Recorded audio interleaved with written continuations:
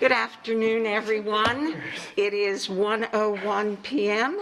and it is Tuesday, September 21st, and this is school board briefing. And first on our agenda, we have some policies that are going to be brought forward for discussion by our board attorney, Mrs. Kathy Dupree-Bruno. Madam Chair, may I interrupt, please? Can I, through the chair, ask for an explanation from Board Member Fisher? An explanation? Yes. Of what? Years. Of her ears. Oh!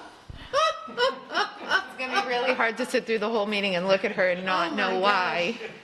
We just want to know why. Demonstrating the importance of being a good listener. Oh, okay. Thank you. I appreciate that. Thank you. I honestly didn't see anything Unusual. I saw nothing unusual. I thought she was preparing for a trip to the North Pole. Anyway, so Mrs. Dupree-Bruno, if you would, turning it over to you.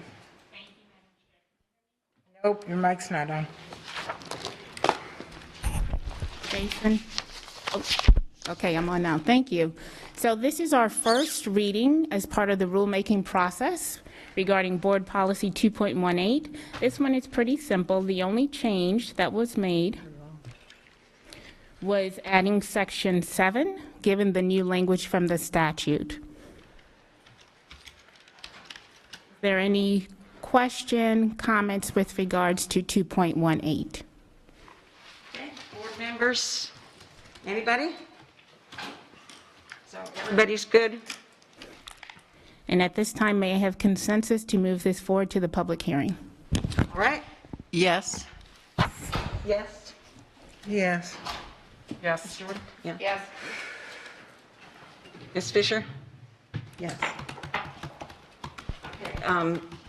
Ms. Giovanelli, we're talking about the first policy, 2.18.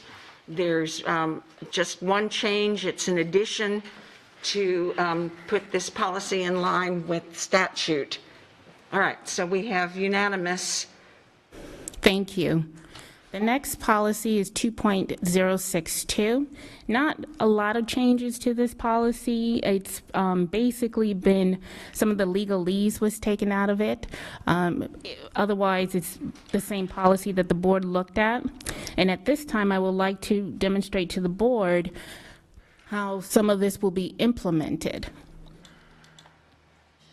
And this is a great credit to Dr. Spiro and his team, and as well as Laura Howard, who made this come to fruition, a really, really good webpage on parents' rights. So what we did is create a webpage that has the board policy 2.062, as well as the actual statute for those who want to view that.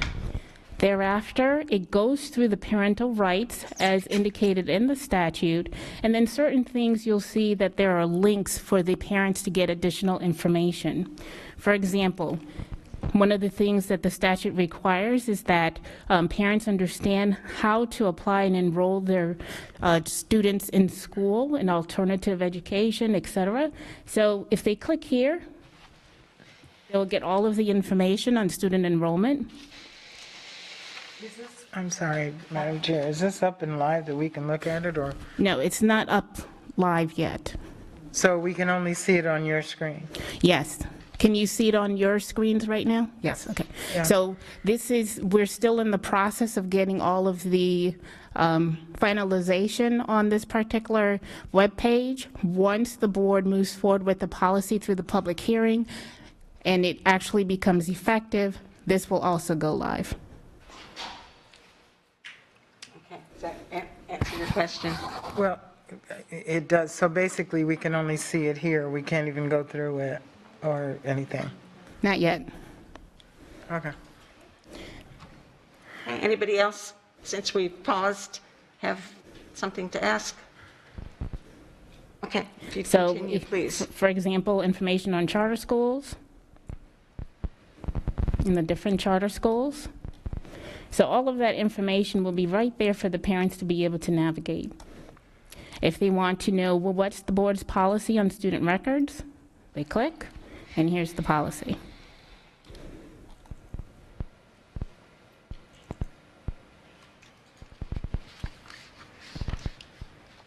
And I'm going to go down a little bit more to where it talks about the school district notifications on parental rights. This is a very important area, and it provides all kinds of information for parents right there at their fingertip. There will be one location, one web page that they can find all of the information that they need. For example, how do I get involved? So we have our board policies on community involvement, our board policy on family involvement, Title I schools, family engagement, and then, of course, the Parental Bill of Rights. How do I know what the policies with regards to attendance? Attendance. All of the information that you need with regards to attendance.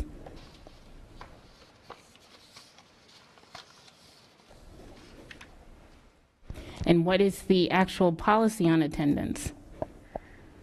Right there. Everything will be right there at the click of a link. The Student Code of Conduct, right there. And parents can view this. Very easy.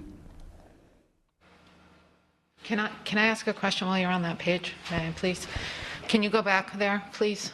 To the Student Code? Yes, please.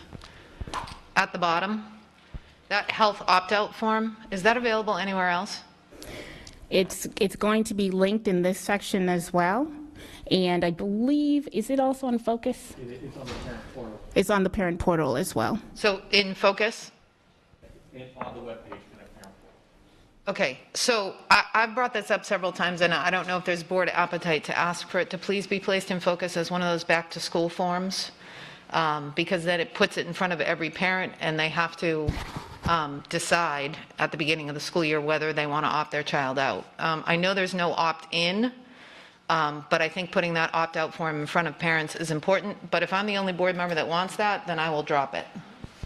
I think think we we've had some mentioned that discussion before. about having, Ms. Patrick, I believe that the group, and Mr. Spiro's team, we did have some discussion about having certain documents as part of what we call the back-to-school forms or back-to-school documents, and I believe that was one of the documents. Excellent. Okay, very good, thank you.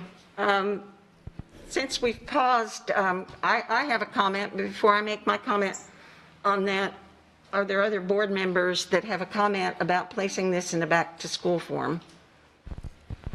Anybody?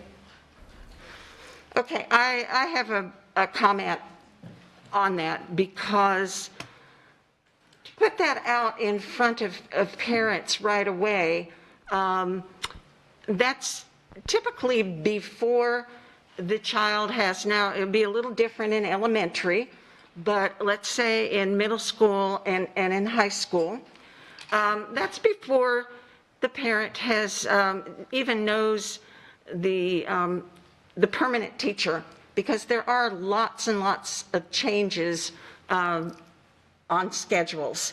And I think a lot of that depends on the, just the comfort level of the child. And this isn't something that a parent needs to do immediately. I think the parent needs to get a feeling for the climate of the school, for the climate of the class.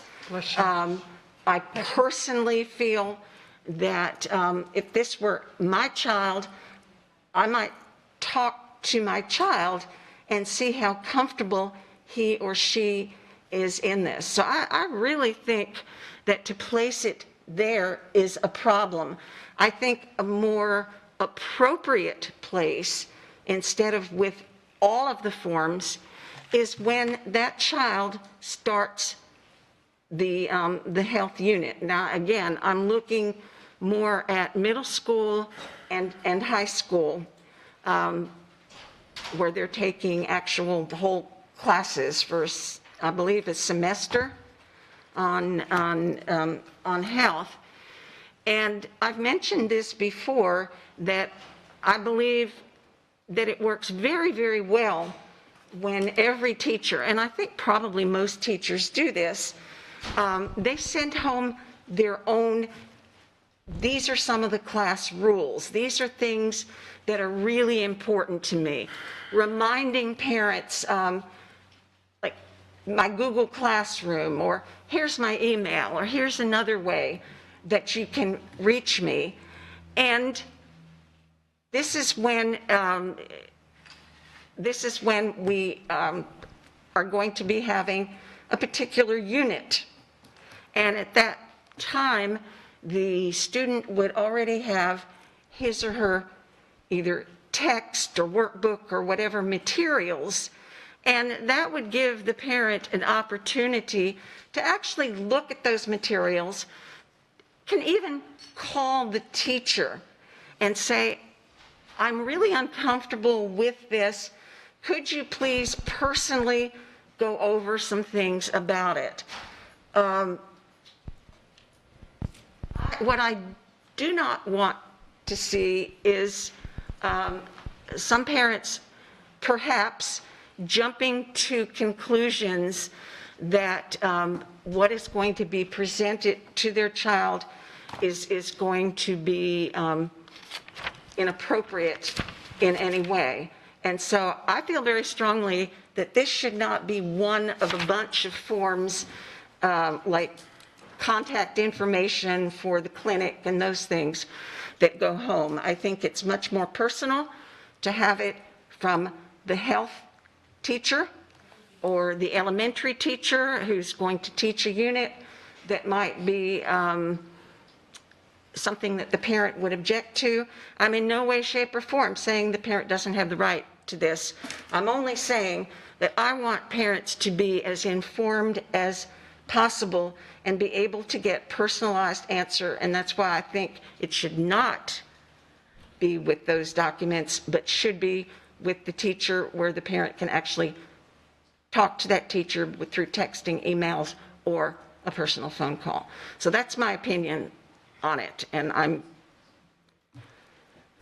like to actually know if any other board members, is this something, Ms. Dupree-Bruno and maybe Dr. Spiro, that we as a board weigh in on, or is this already a done deal and this is what? Can I address?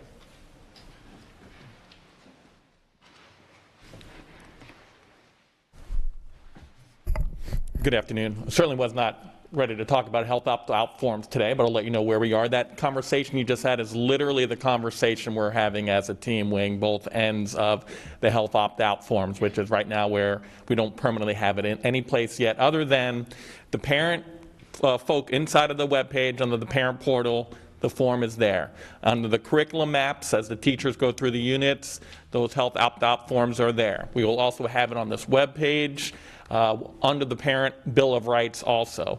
But the conversations are happening now regarding the back to school paperwork for next year. Would this be one included or not? So I think hearing the board's opinion on how everyone feels about that will be an important part of that discussion. Okay, because I guess I misunderstood when Ms. Patrica was asking about that. I thought you said, yes, it was going to be. Yes, it is part of the conversation our team is having of what could be available in focus. I understood that you said, yes, it will be there. So is this something that the board can weigh in on, or is this something that a decision is going to be made within the academic services? It's certainly a conversation we're having now with what can be in focus, but I feel your input would be important for our team to consider as we're looking at the back to school paperwork. Yes. Okay, so then I'm going to, Mr. Bruno, if you don't mind me, just since we're on it, asking for that? So I think that what I'm hearing is two things. Okay. One was having the form included in the back-to-school documents, which is something that we had talked about, and I think we were going in that direction. The other one is with regards to having the form given at a later time once the student is actually involved a little bit more into that particular class. So I think you need to poll the board and see which direction they want to go.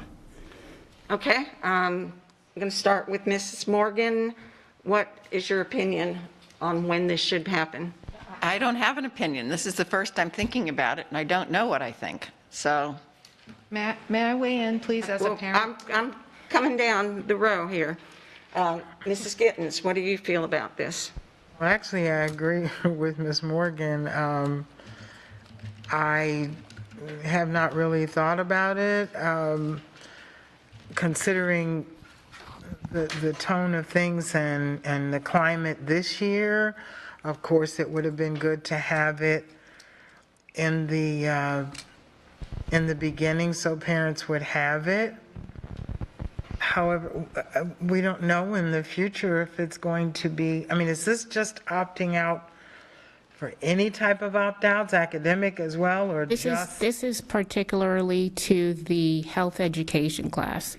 And I would tell you, one of the discussions that we were having is to try to be as transparent as possible and give as much ease of access Okay. to parents as much as possible. Okay, if it's just with the health education class, I think it needs to be in the very beginning because you don't know what your child's schedule is going to be.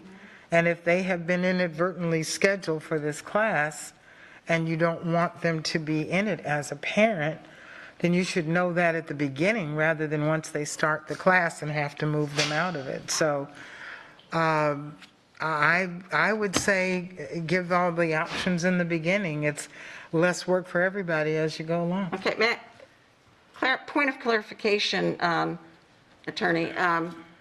We're not talking about opting out of the whole class. Are we not talking about the sexuality education part only? The sexuality education part as well as anything relating to AIDS.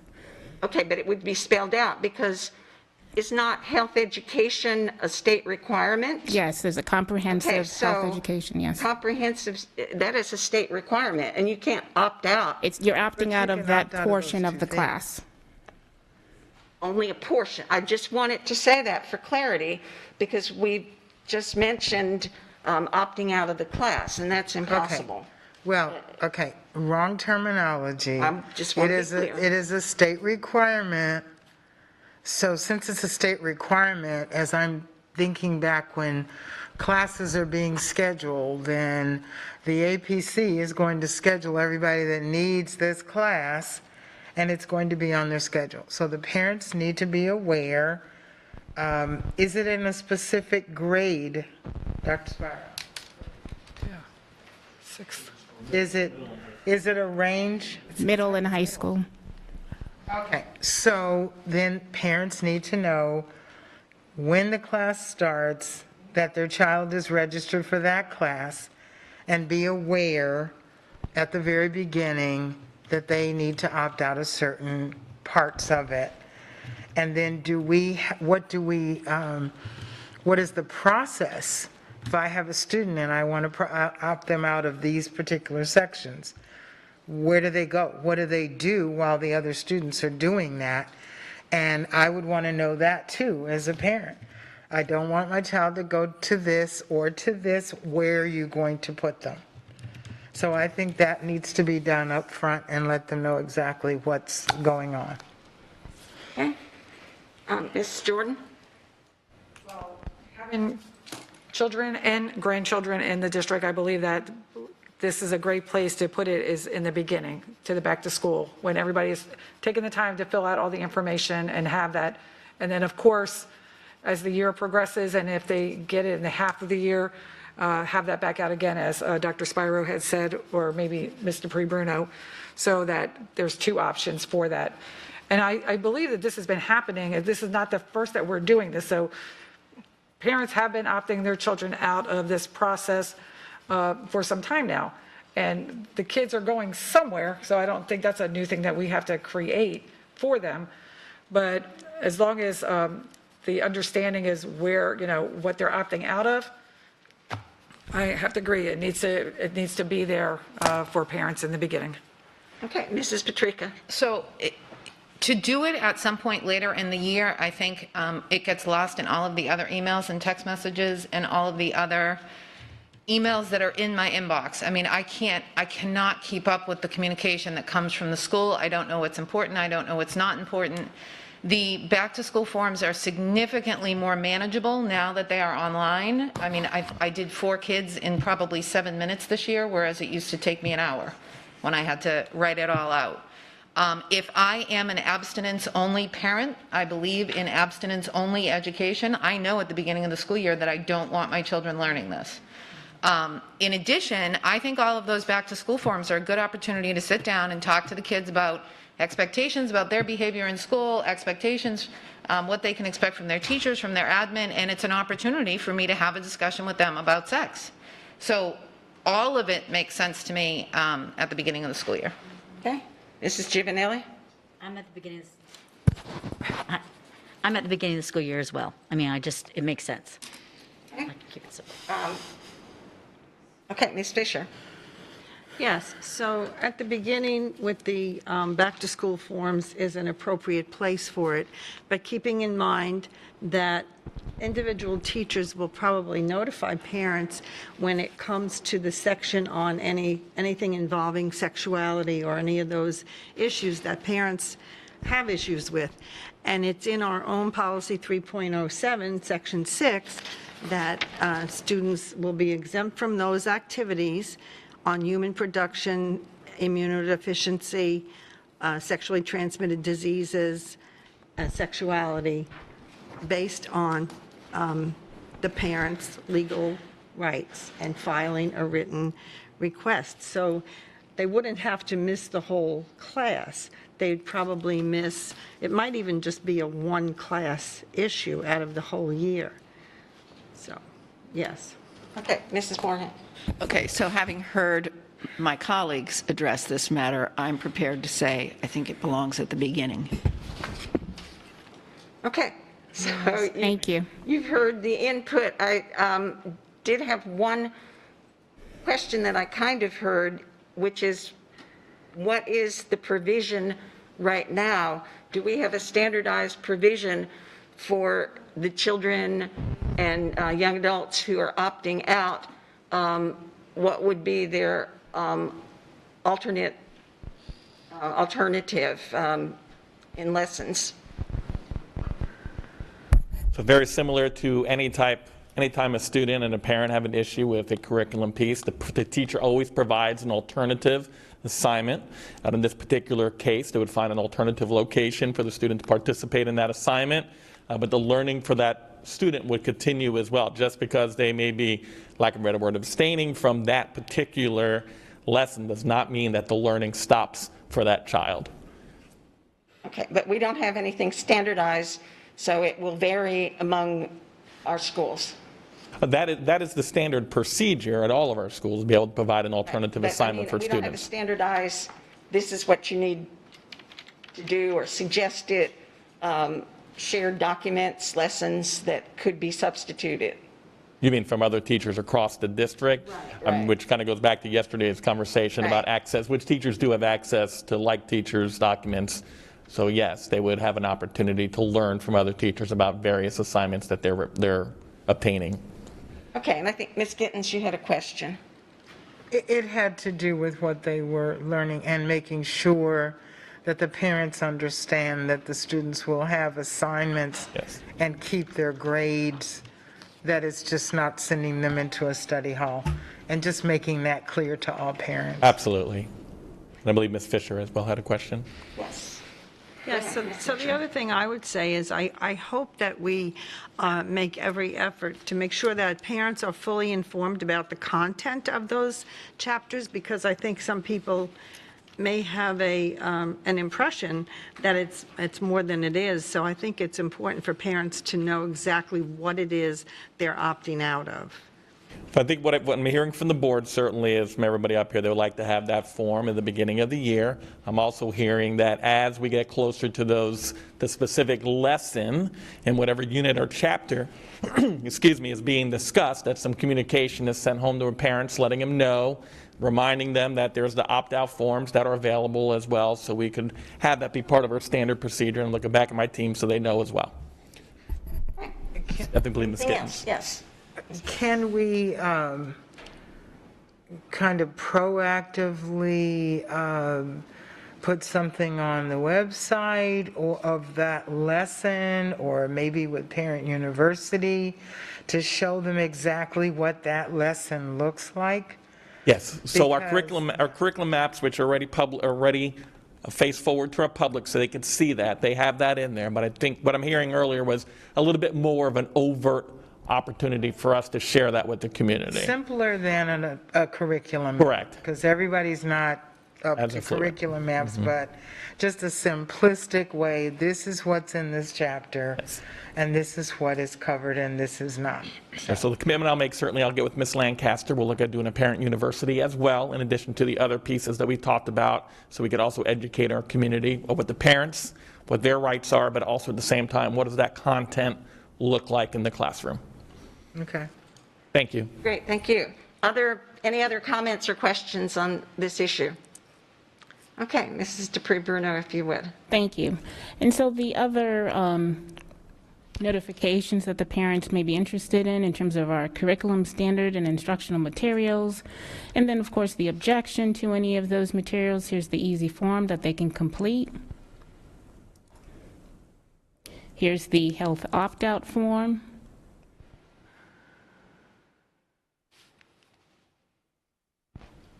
And then we have a section, because the statute requires us to provide information to parents about the nature and purpose of the extracurricular activities. So again, Ms. Howard has listed all of our schools. And if you click on a school,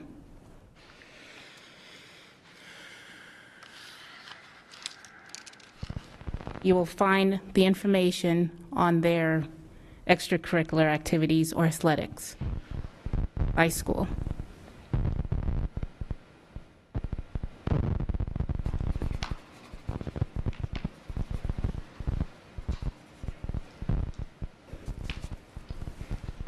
And then, of course, we continue on in terms of all of the different things that the statute requires, and all of these links are abilities for parents to gather more information. If, for example, if they would like to exempt their students with regards to immunization, it'll take you right to the Florida Department of Health and the requirements for the exemptions and how to proceed with that.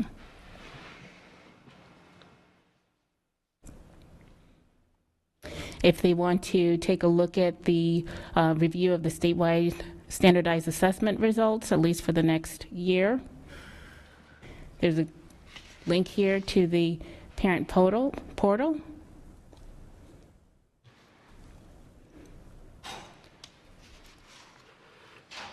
All of the instructions and information with regards to the statewide assessment program.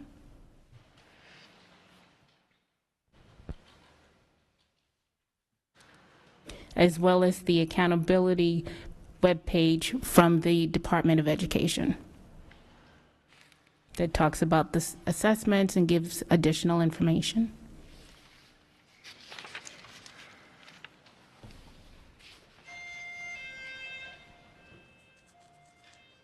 So this is a very thorough,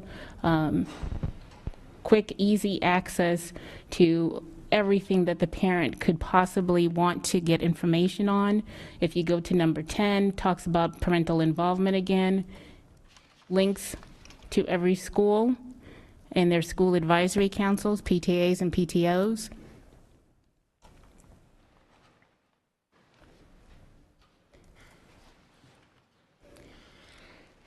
You want to know about the data collection, tells you specifically page 15 and 16 on the student code of conduct, and you can click on it and find it, as well as the for grades 6 through 12 as well. So all of the information that parents could want will be on this one page, one central location, even though there are other parts on the website that has this information as well, and you can also find it on Focus. But this web page, when it goes live, the Parents' Bill of Rights will have every single thing just at a click of a button. And again, to Dr. Spiral's team for putting all of this information together, as well as Ms. Howard, who created this page, which I know was a labor of love for her. Certainly appreciate all of the the work she did on it. Oh, and Laura, here's what I don't know. I would like to show them how to translate it into Spanish.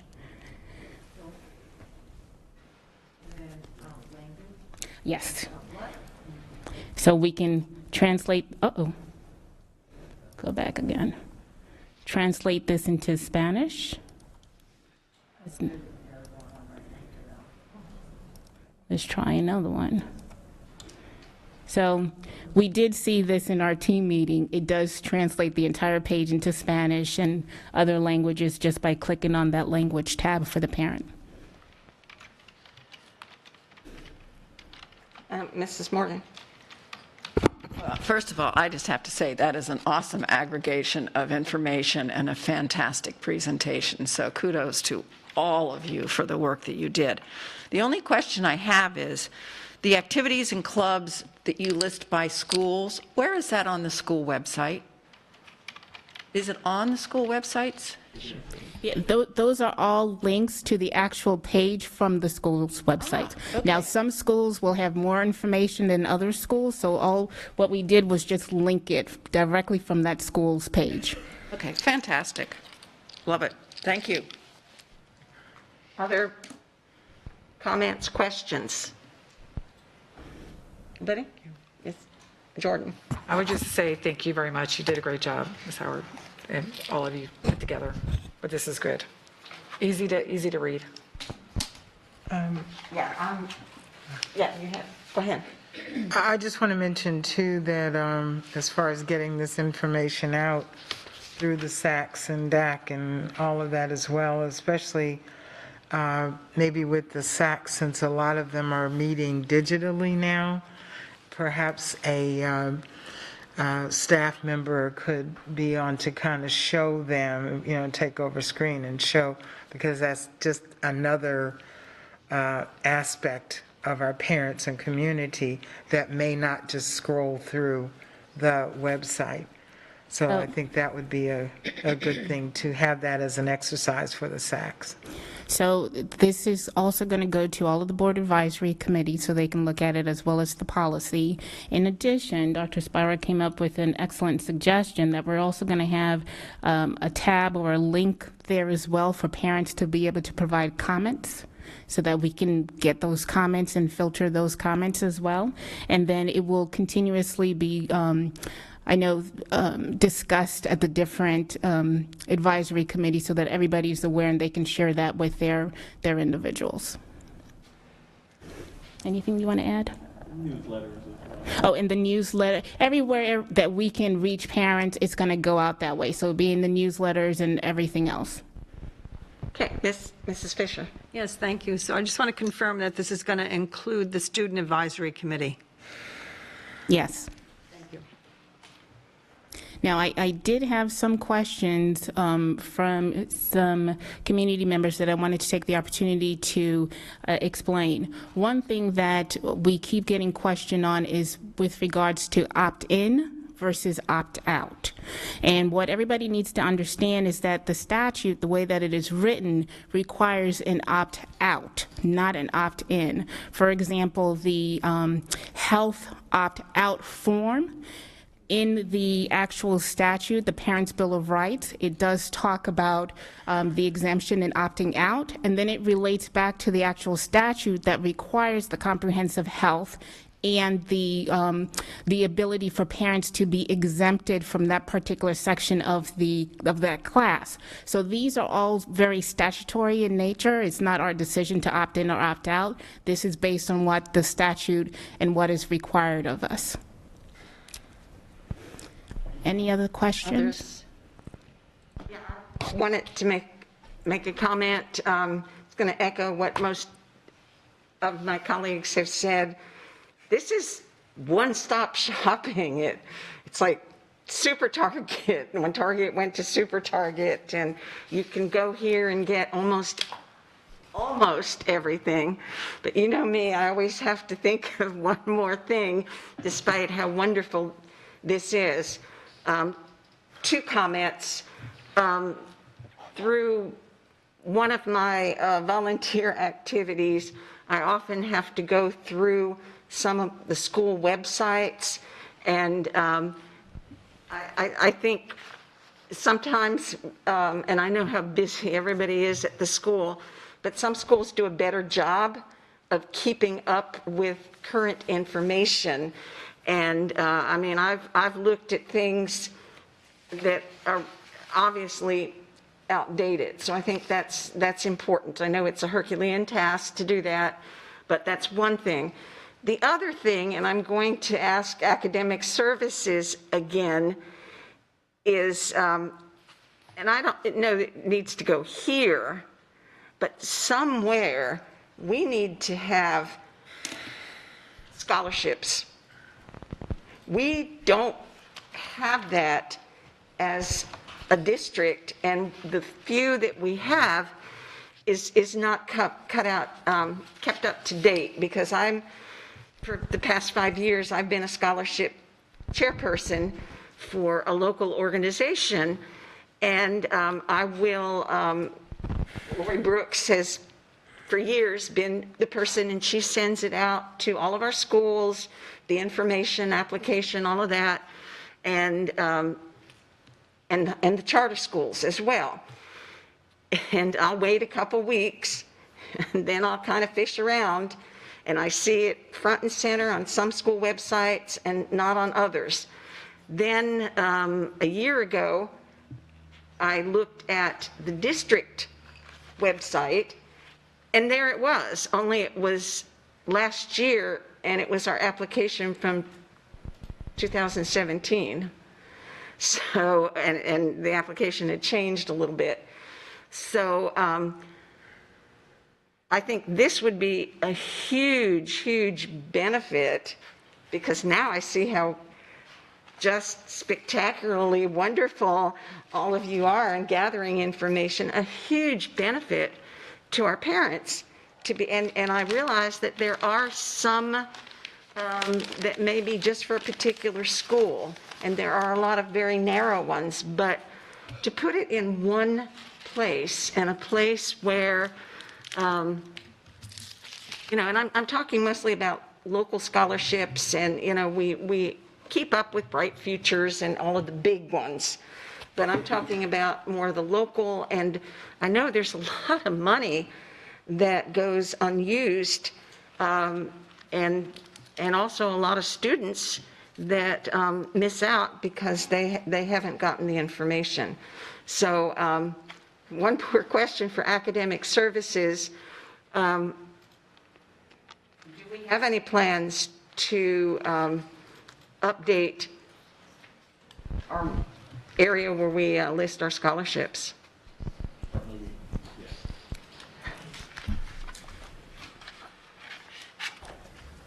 So yes, we do have plans for that. There's actually plans that have already been in work with Ms. Brooks. So I know that we're looking to create a portal as well. We can have all of those at every level. I know internally we do have that available, but to make it external for our community, certainly be beneficial, and that was part of the work that she's doing. So I would put something in a board update, a weekly update, just to let you see where we are at this point. Yeah, because she's great She's about phenomenal. pushing it out, but then there's that little glitch.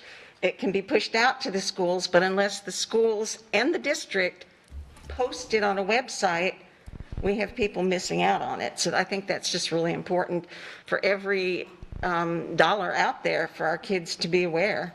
We agree. So thank you. Thank you so much. All right, anything else, ladies? Okay, Mr. Bruno?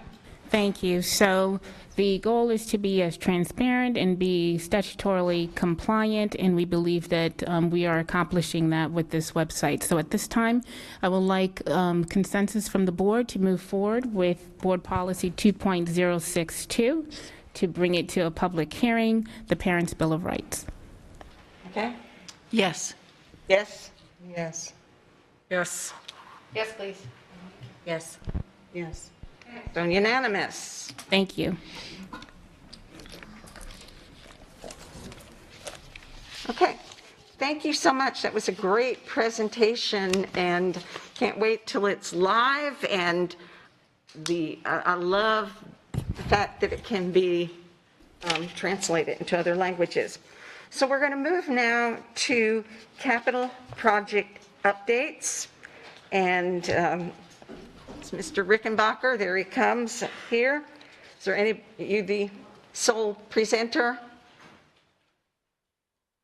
She's cooking It is Mr. Rickenbacker, so thank you. Must be my deodorant. Well, I don't know if you brought some reinforcements.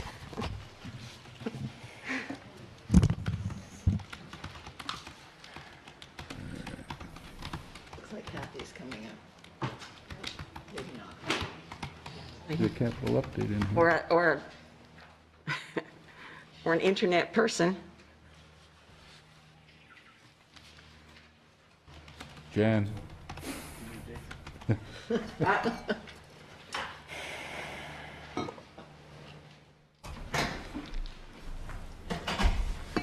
Oh, you've got, It's not.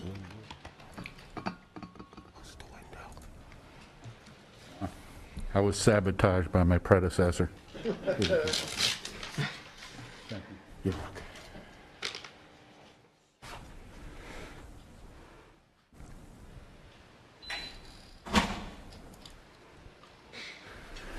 Good afternoon, board members. Dr. Savage, Esquire, Dupre, Bruno. This is your September 2021 capital project updates. Construction will start first.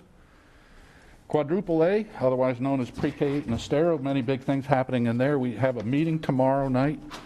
We don't personally, but it is the council for Estero will be talking about the potential shared use facilities.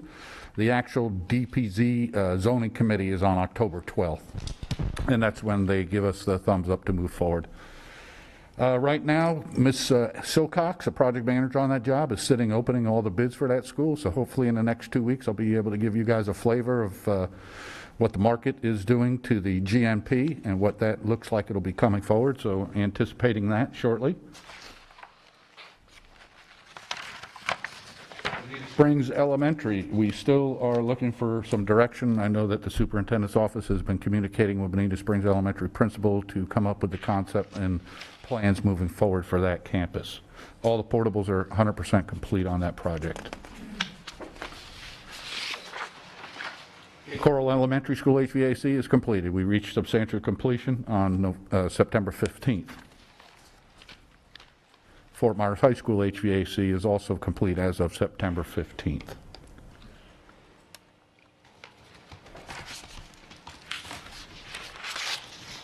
We've taken a couple of maintenance projects into the construction division. This is a plumbing renovation at Fort Myers High School. So we've reached out to our continuing contracts and we're requesting design and construction management costing for that work. Fort Myers Technical College campus remodeling. We have issued this, when we submit these in for your review, the information I provide today is more update. All notices to proceed have been issued to the architect, the construction manager, and the building official. So on 8/9, all the contracts were engaged, 8/9/21, for all three, and we're underway. They actually went at risk and started their design. We have a 30% design set of documents that they've created. Right now, we're about $1 million over what we projected for the budget for that school, but we're looking into some grant funding. So we're going to take it to the next level. Usually the GMPs tighten up as we move into 60% drawings and 90. So now we're just kind of riding the wave to see where it goes and what kind of funding we will need or we can get from granting to help support that cause. So you'll see the numbers on the right of this screen change in your next month's presentation as the dates start to come in. G. Weaver Hips, we're in the design phase, our phase 1 right now, for the addition building out there for the pre-K function. So that has begun. And all those notices of proceeding contracts were issued on the 27th of August. VPAA. Again, current information, we have the architects and construction managers contracts have been issued as of 9/8/21. We just got the final paperwork we need for the building official, and that'll be all three parts of that triangle. And I believe that's coming in October for our phase 1 project ask for the seed money to get going on VPAA. Lee County Public Education roof renovation. As you can see in the parking lot, all the insulation is stacked up. We're waiting to go. There are metal roof pan plates for the drains. Unfortunately, there's only 2 companies in the United States that make these. They're inundated. So we have half of our order, which is due in any day now. We're trying to get a tracking number with the trucking company, and as soon as they arrive on site, we'll begin this building here. So hopefully in the next week I can report, and well, I won't need to report because you should be hearing the banging.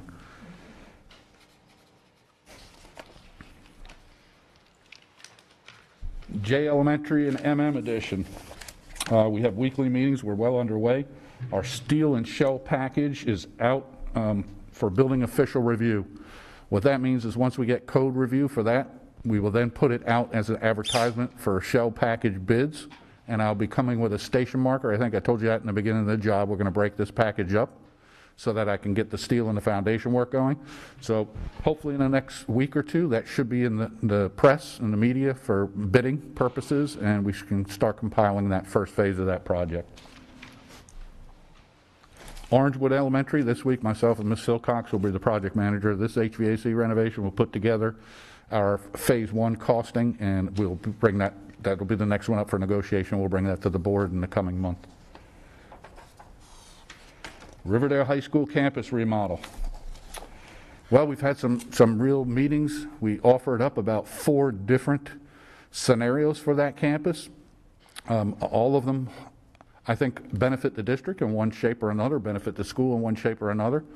We're over anywhere from $5 million to $15 million, depending on which scenario depending on which scenario we choose. We haven't gone through a trimming process yet, and remember, these are estimates based on current market. As the design gets closer to 60%, which we're in design development now, we can start looking at the numbers and see if it comes in, but we prepared 5 options. That was a site master plan that we said we would bring to you.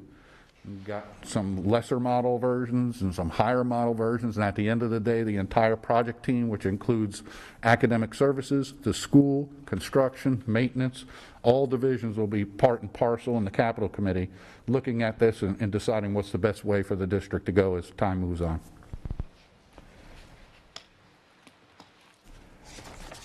Transportation and dispatch. We're getting ready to bring that to the capital committee. The dollars, we were at $1.5 million. The county made us do a limited development order with a traffic impact study. Pleased to say that they only required us, the study was about $5,000 with an engineer, and the actual striping is all they're requiring us to do is about $3,000. So we should be coming forward with that for that project, that's a work authorization project, to get that moving forward and get that started for the East Transportation Building. Well needed too. Villas Elementary. This is a maintenance project that's being turned over to construction and managed by one of my project managers, and this is a renovation for the plumbing systems at Villas Elementary. So we're gathering our designers and our construction managers via work authorization as we speak. This next sheet is a compilation of single point entries, and I told you you're going to see blocks get filled in and more schools get added onto this list. Right now, we've been inundated, the superintendent's office, with work authorizations and notice to proceeds for all of these, so I'm sure his hand's tired from signing. But we're starting to get these through. I have about 22 projects in my stable that my folks will be managing between now and hopefully get most of them done before the end of the year. There's a few that are a little more technical, but a big bulk of them should be hopefully done by the start of the year. And the next is a maintenance update, and I don't see anyone for maintenance, so I'm going to continue reading. Cape Coral High School sewer reclaimed water connection. That's where we're tying in with the reclaimed water for the city of Cape Coral. It used to be off of one of the canals, so now they're tying into the official reclaimed water system. Challenger Middle School is just a gutter repairs. Looks like everything's going. They're waiting on materials, and aluminum right now is through the roof and long delays. Anything metal is extremely difficult to get now in a timely fashion, or we are used to getting it in. Edgewood, another gutter school. They're waiting on estimates for that potential school site. Hancock Creek Elementary School gutter repair, waiting on materials to arrive. Lexington Middle School gutter repair, waiting on materials to arrive. Littleton Elementary gutter, waiting on materials. Orangewood Elementary cabinet upgrade, Notice to proceed is in the signature process. So what that means is all the estimates are in, and we're just getting all the paperwork put together to bring the work authorizations forward to the superintendent.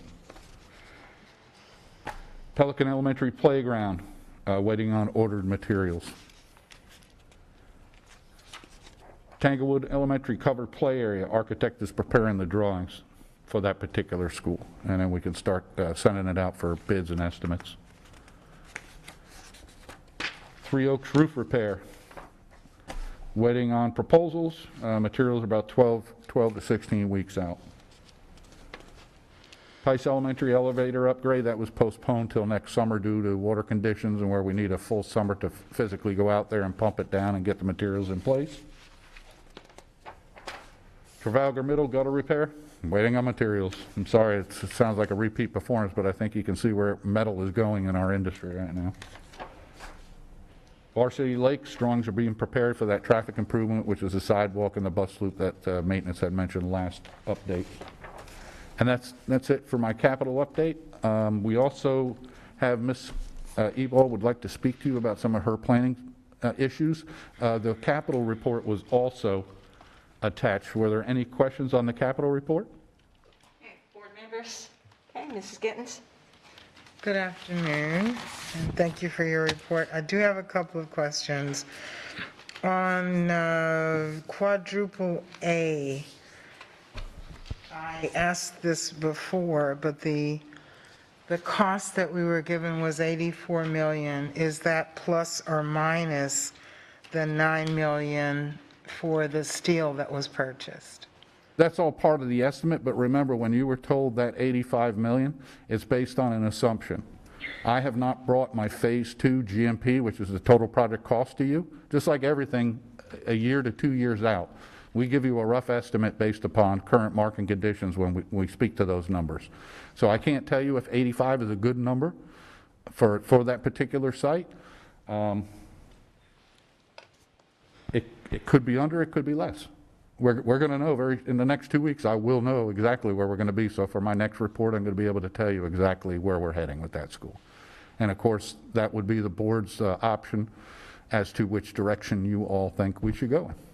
But at the time that you told us the 9 million for the steel, it was assumed then that that would come from that 84. It will be part of the total project cost. So you can assume that the 85 less 9 million and the rest is what would come from the GMP, hopefully, but it's market driven. I can't control the market. No, I understand that, but what you just said answered my question. Okay,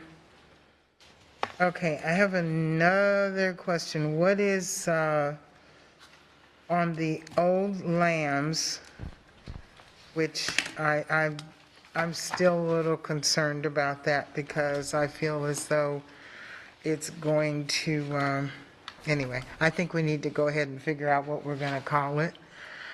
And it seems as though it's going to be Veterans Park Academy of the Arts and a mega school anyway. But my question is, what is the date? You're saying 27 or 22. Is there a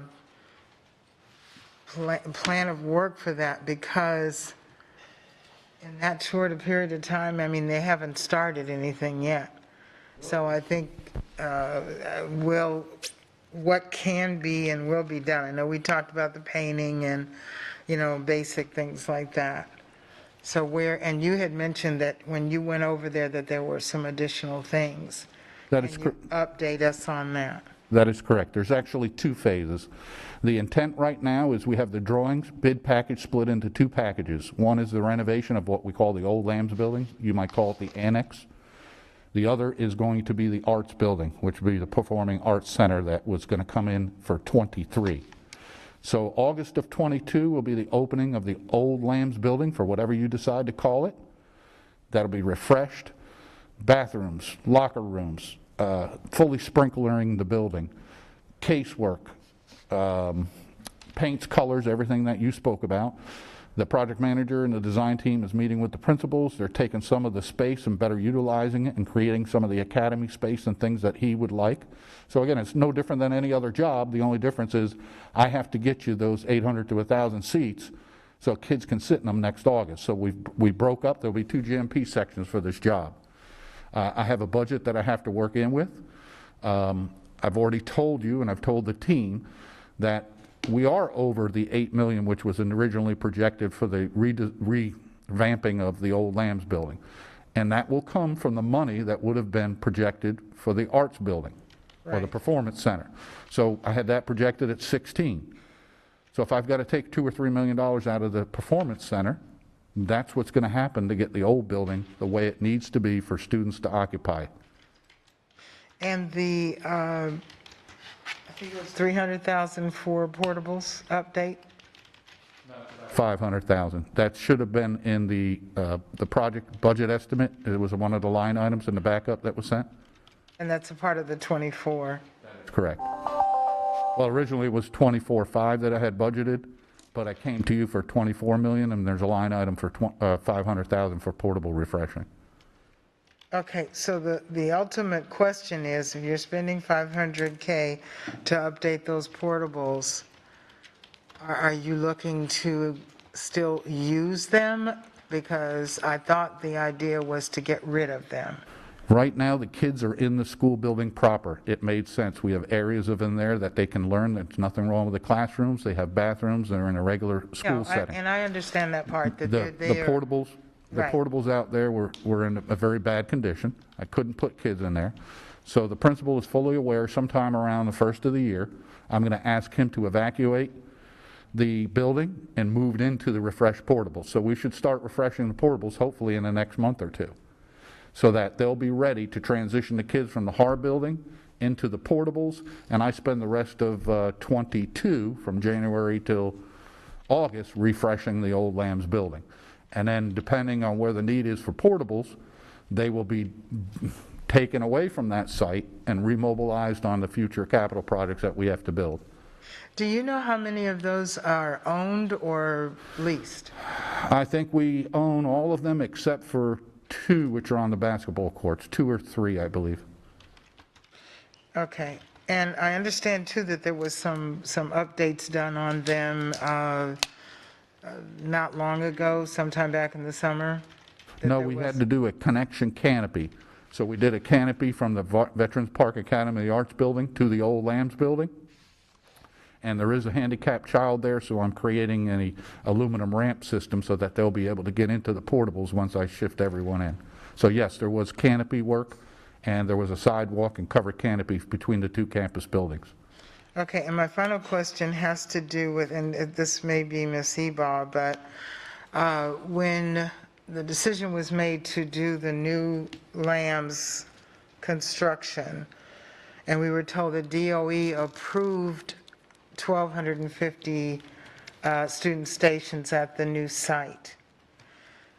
The fact that we moved students from one site to the next and we did not actually use that 1,250 that they approved, how is that going to affect us going forward if we do eventually build another middle school, which we should have been doing anyway?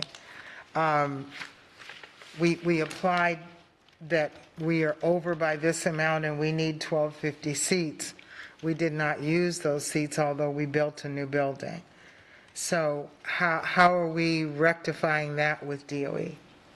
So when we asked for the renaming of the portables, or the renaming of the school and the new student stations, it just, it reallocated them. It didn't create new ones or take away old ones, it just reallocated them. So it doesn't affect our student capacity issues. The only change in student capacity are the student stations that we added at the new Lambs, and the 400 student station that we're going to be adding as part of the rebuild. But it doesn't, nothing is out of the plan, and we still have 2 schools that we are planning to build in the East Zone in the 5-year plan for the 4 middle schools. So we have 2 middle schools planned in the East Zone, and that does not change based on the work that's being done at the old Lambs Veterans Park area. Does that answer your question? It does. I'm still very disappointed that we have a brand-new school and no new seats. So that would have been 1,250 kids that would have gotten out of portables. And we have actually maybe 200 or 300 that were in the portables at Lambs. So it's disappointing that we didn't get a brand-new school to move seats and to move students, but it's already done. And that's all I have. Thank you. Okay, Mrs. Morgan? I just have a sort of a quirky question. Why are there only 2 vendors in the United States for our roofing material here for this building? Is it a monopoly? It's very specific. They're roofing pans, so it's a custom fabrication of a material. Can you repeat your question? Oh, Ms. Morgan, yeah. sorry. The question is about the materials for the roof of this building. There are only 2 vendors, and I'm saying, is it a monopoly? You know, what's the story here? So. I think there's probably not enough work on a year-to-year basis to support more major vendors to fabricate this metal. We can get insulation all day long in those materials. These are customized roof deck plates, and every project is site-specific. So this was a former shopping mall, right? Correct. Yeah. So when it was built, they put in a custom roof that could only be fabricated by. No, these are standard metal deck plates. Okay. It's just not something major steel manufacturers would carry. Kind of like aluminum canopy for our walkways. We've got about 3 or 4 vendors that actually make it, but the suppliers of that there's probably only 2 or 3 of the manufacturers of raw metal, corrugated metal, that make the metal. I'm just surprised that for commercial properties, it's that We've limited. never had this issue with these pans before. We're just realizing it, and what we're realizing, everything made out of metal, all the way from ceiling grid and over your office space. Even that is getting tougher and tougher and more expensive to get. Thank you. Okay. Any other questions, comments? Change of the report's good? Everybody okay? And I'll give you Ms. Ebal. So I just have one small addition to today's capital update. At the committee that is working on the naming for quadruple A and for J would like to give a quick update as to where we are with those projects. First, we are, the process, the J and quadruple A will not go simultaneously. We're going to start quadruple A first, and then it'll be followed by the naming for J. We are in the process of identifying committee members for the ad hoc committee for quadruple A. We would ask that if you have specific names that you would like to include on that, or organizations that you would like to include on it, please contact myself or Lauren Stillwell with those organizations and or names that you want included. We will, in the next couple of weeks, in a board update, we will submit to you which names are being worked on. We have already identified a number of names and we're reaching out to those, but if you have specific people that you would like to be included on the quadruple A one, which is the Estero School, please let us know. And then we will compile the list of submissions. We'll send it to you as per board policy, and then the criteria will be, once we've done our survey work and we've done the evaluation of the names, we'll bring it to you for confirmation. And it is our goal to have quadruple A named by January. So it is our goal that in January we will bring you the name of quadruple A. The same process will then be used for J. So if you have names of or organizations that you would like to be considered for the ad hoc committee for J, again, please let Lauren or myself know who those will be. That committee will start in about another month. So we purposely don't want them to run exactly simultaneously together because we don't want confusion between the two of them. And the groundbreaking for J will be slightly later, so we picked quadruple A first. Okay. Questions? Mrs. Gittens? And when will the process begin for the name for the old lambs? We can begin that around the same time we start J. Okay. Other questions, comments? Okay. Thank you so much, Ms. Eba. Yeah. Okay, next on, excuse me, next on our agenda, we're going to be talking about mitigation measures. Have quite a few presenters listed here. Are you all coming up front, or? Okay, I have Dr. Savage, Ms. Tammy Scott, Coordinator of Teaching and Learning, Ms. Lauren Stillwell, Chief Strategic Engagement Officer, Dr. Jeff Spiro, Chief Academic Officer, and Dave Newland, Executive Director of Safety, Security, and Emergency Management. So I'm not sure who is kicking this off, but I will be happy to kick us off. Madam hand Vice it Chair. off to the superintendent. Thank you to allowing our staff to have a minute to get set up and just for having us back here today. We know that the Delta pandemic, version of this pandemic has been pretty unprecedented for us here in our community. And so it's a privilege to kind of bring us back together again today to kind of talk about specifically where we are. And also what our current data is telling us, and as far as where we are headed in terms of our recommendations, and then to entertain a discussion from this board. So without further ado, it looks like the PowerPoint is up and ready to go. So we can advance to the agenda. Today we're going to start with a legal review. This is pretty pertinent here, as not only are we in the midst of a pandemic, but an evolving legal landscape that we have to be responsive to. Secondly, we're going to be going over the data trends, which is all of the local data that we have available to us relative to our school system, as well as our local health provider and our Department of Health locally, as well as then our comprehensive mitigation. So what are we doing in response to that data? What are the things that we've done to try to mitigate and mute the impact in our school system, and how does that continue to evolve, as well as a review of the choice options for families. And the last thing we'll talk about is a recommendation moving forward. So with that said, we're going to turn things over to, I believe, Attorney Dupuy-Bruno for the legal review and response.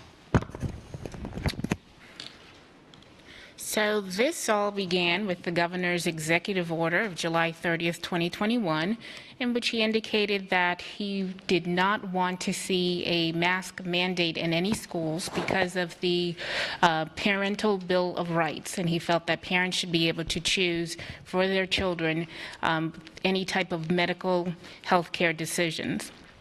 He then directed in that same executive order to the Department of Health as well as to the Department of Education to enact rules that would move that agenda forward. So on August 6, 2021, the Department of Health issued an emergency rule, 64 DER 21-12, which basically stated that students may wear masks, but parents needed to opt out. The rule did not give any specifications in terms of what that opt-out would look like. The Department of Education has interpreted that opt-out to indicate that there cannot be any type of restriction on the parent's ability to opt out. On August 10th, the Lee County School District implemented the mask requirement with parental opt-out pursuant to Board Policy 1.181. Meanwhile, there are a lot of different cases, legal actions that are going through the system that basically challenge both the Florida Department of Health emergency rule, as well as some of them challenging the executive order. One such case was in Leon County, brought forth by various parents regarding the executive order.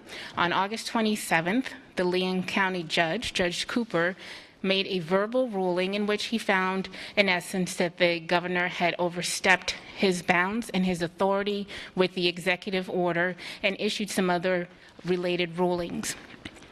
Based on that, on September 1st, the Lee County School District moved forward with its mask requirement, but requiring a medical opt-out. On September 2nd, Judge Cooper adopted his verbal ruling of August 27th, as well as issued his written final judgment. And that triggered an automatic stay, which means that everything stops in terms of the judge's order because of the fact that it was something with regards to the governor.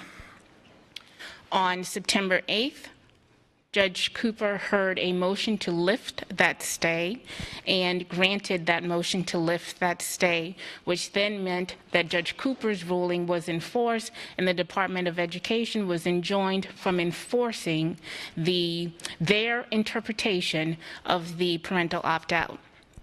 On September, immediately following that, the governor appealed Judge Cooper's ruling prior to the lifting of the stay, but they had appealed, and they also filed a motion with the first DCA asking them to reinstitute the stay.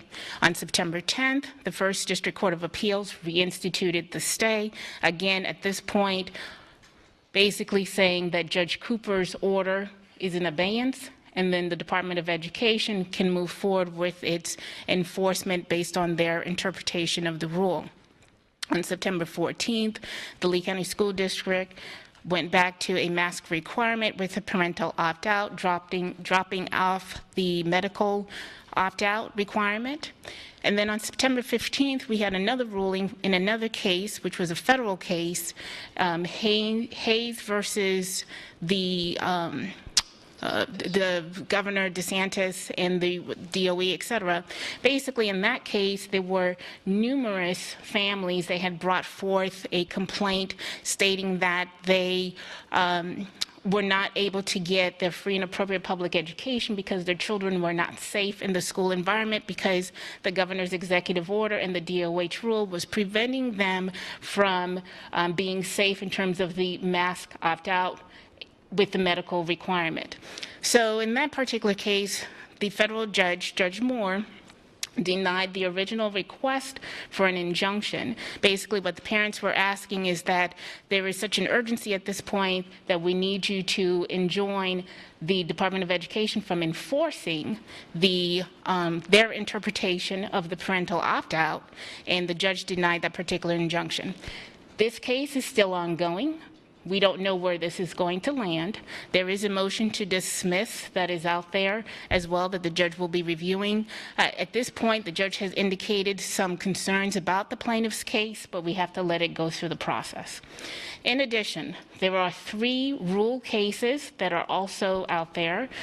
These are administrative challenges to the governor's executive order as well as the Department of Health emergency rule. One was filed by Miami-Dade. Another one was filed by Alachua, Orange County, and Broward County, and there's also one filed by the NAACP.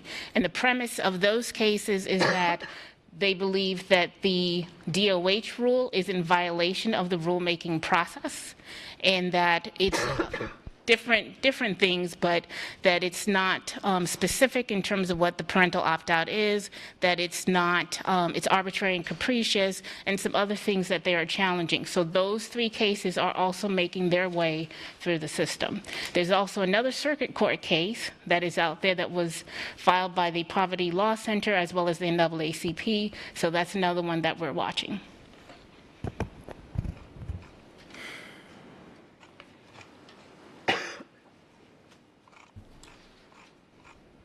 Okay, who's, Hey, now it's me. I was waiting on a cue, but I'm going to take it from here. okay.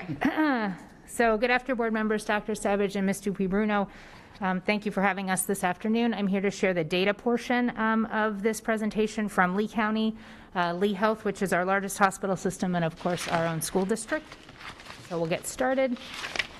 This is a slide that is familiar to all of you, I think, by now, but it is the most recent data for Lee County from the Florida Department of Health for the week ending September 16th. You'll see there at the end of the slide that the new case positivity was 14.2%.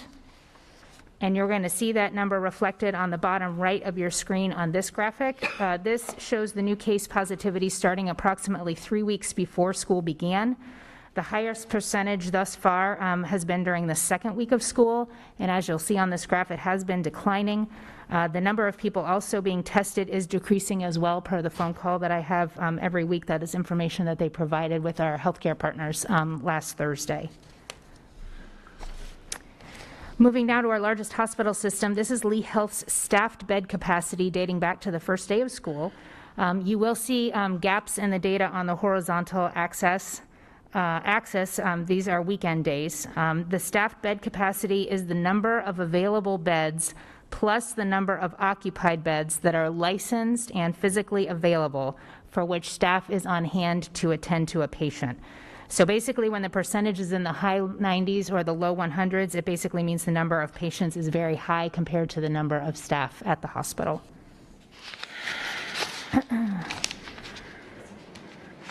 And then we have the isolation statistics. This is the number of COVID-19 patients isolated in the hospital system since August 10th, again with gaps for weekend days. The orange bars represent the total number of patients, which is measured based on the vertical axis on the left side of your screen. And then the green lines represent children under 18 with COVID who are isolated at Golisano Children's Hospital. And those numbers are measured using the axis on the right side of your screen.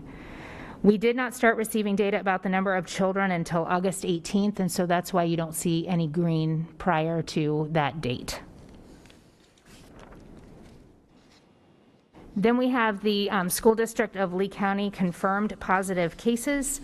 Those are there from the beginning of school. The total number of is in gray, students is in blue, and staff is in the yellow or the orange color at the bottom.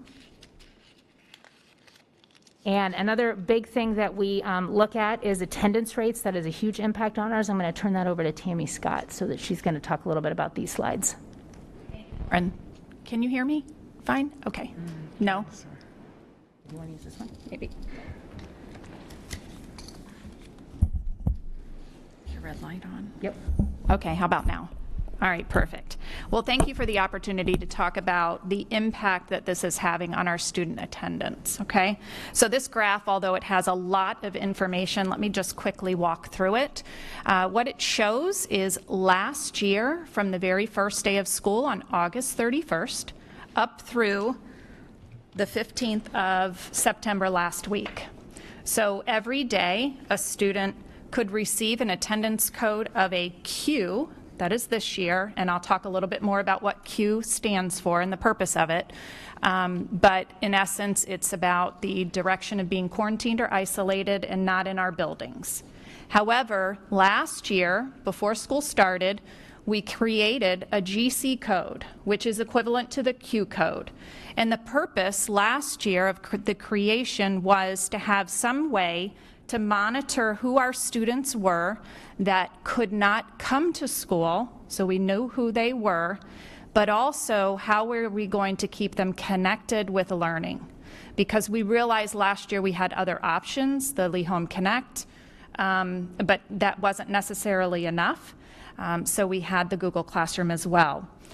So the development of that theory of the Q code really happened long before the emergency rule was put forth by our governor at the start of this school year. So last year we gave present codes, that's the GC code or the Q code. It is a present code. Students are not marked absent if they have that code, okay? So we wanted to make sure that, again, we knew who those students were. We could count the number of days that they were supposed to be in isolation or quarantined at home, and that we knew that once that time period was over, they should be returning to us, and if they weren't, what were we doing about it, okay? So you can see from this chart here that it is separated into sections to show the first line, the first blue line, that was our first quarter mark last year. Then the second line is our second quarter mark last year. So within those two sections, we had that peak time of December 17th of 2020 with 2,414 students that were on a GC code last year that's equivalent to a Q code. And then you can see the remainder of the school year, with the last blue line on the far right showing the end of fourth quarter, and then to the right of that is this school year. So last year, our highest number was 2,675 students quarantined in one day that received that code. This year, the highest number was 7,778. So a very drastic difference. So this data is pulled daily, and it is provided to executives and our chiefs, so they are aware of this information on a daily basis. And then you also receive that in your weekly update. So when the governor or the state sent out the stay-at-home order or stay-at-home rule, that really did not change the process in which we took attendance for students, okay? We already were following that framework. We were kind of ahead of the game, so we're pretty proud about that piece. But the whole purpose of the code is to keep kids connected. We have to find ways, and we have to be very creative and thinking outside the box of how, when students are required to not be in school, which that is horrible to say, but when they are not able to come to school, what are we doing to ensure that we have some connection with them? We've never faced this before, so it definitely required everybody to think outside the box for that, okay? So, moving to the next slide. This depicts information in regards to where we were prior to pandemic. And it is really important to note that historically in Lee County, prior to the 1920 school year, our students that were chronically absent were a little bit over 20% every single year. Every single year, that was our historical trend in Lee County. And our district has made a very concerted effort in regards to attendance. It is very purposeful, intentional.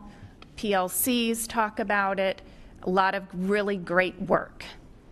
So prior to the pandemic, on 1920, school year 1920, at the very end of third quarter, our schools were making so much progress.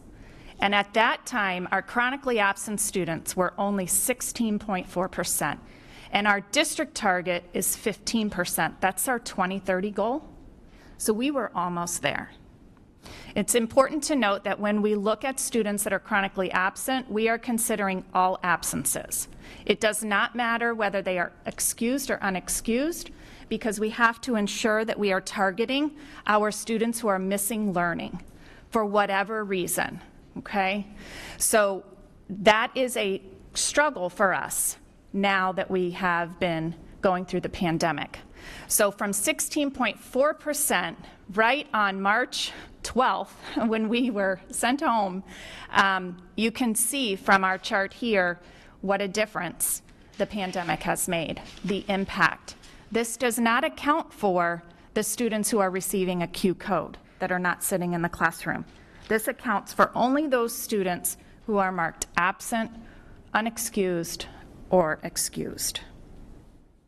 So when we started our school year, I know yesterday our executive leaders spoke to you about how we were resetting our systems at the beginning of the year, and we actually sat in this room and talked to all schools in regards to their attendance systems going on in their own buildings. And we shared best practices, and we had lots of really great interactive activities for them to do, and everybody was really gearing towards a new start and a reset. So the next two slides are information that you have seen before in your board updates, I believe a week or two ago, but it was important to note the differences here. So this first one is excused absences, and last year we did have Lee Home Connect. So many students were able to opt into that form of instructional model. So that could account for a wide difference in our excused and unexcused over the 2-year time. This year we don't have that option of Home Connect, so we have to take all of that into consideration. In the next slide, this shows unexcused. and the sheer volume of the number of students who are increasingly being marked absent unexcused. So I want to take just a few moments to talk to you about the lens through the school and then the lens through the family when we talk about unexcused absences. So as you can imagine, Mr. Simmons spoke yesterday about how strained our systems are. So when we have the number of students like depicted here that are unexcused, we realize that our office staff within all of our schools, everybody, it's all hands on deck. Anybody and anybody who can pick up the phone and call a family to find out what's going on is doing that. So there is a definite strain on an already strained process. We are investigating more, we're making more phone calls, and different people are addressing those needs. But I want to talk to you a little bit about the family lens. And what we're seeing now is for families that would typically have a 3-day unexcused absence for an illness, because we didn't know it was unexcused, is turning into 10 to 15 days. And that's happening with our most at-risk students. So think about our homeless students, our LY students, our students who are living in poverty, and our migrant students. As a normal 3-day absence turns into much longer, what we're finding out is that our families have a lack of access to personal transportation and health care. And that absolutely impacts every aspect of our schools. Okay. Now for interventions and for attendance. We know that data is nothing without an action plan to go with it.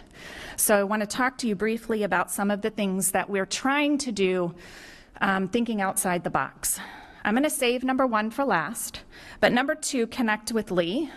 That is during the day. So we have all of our amazing certified staff down here at the district office that are signing up and engaging students during the day.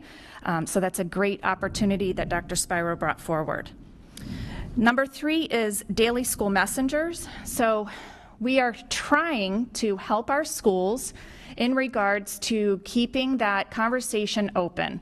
So if you unfortunately are a parent that receive all those automated phone calls from School Messenger in regards to attendance, I apologize. However, it's very important that we are communicating with you on a daily basis.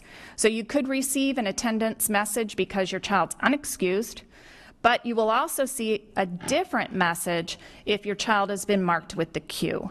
And the purpose of that message is to inform families that, guess what? Your child should be working in Google Classroom.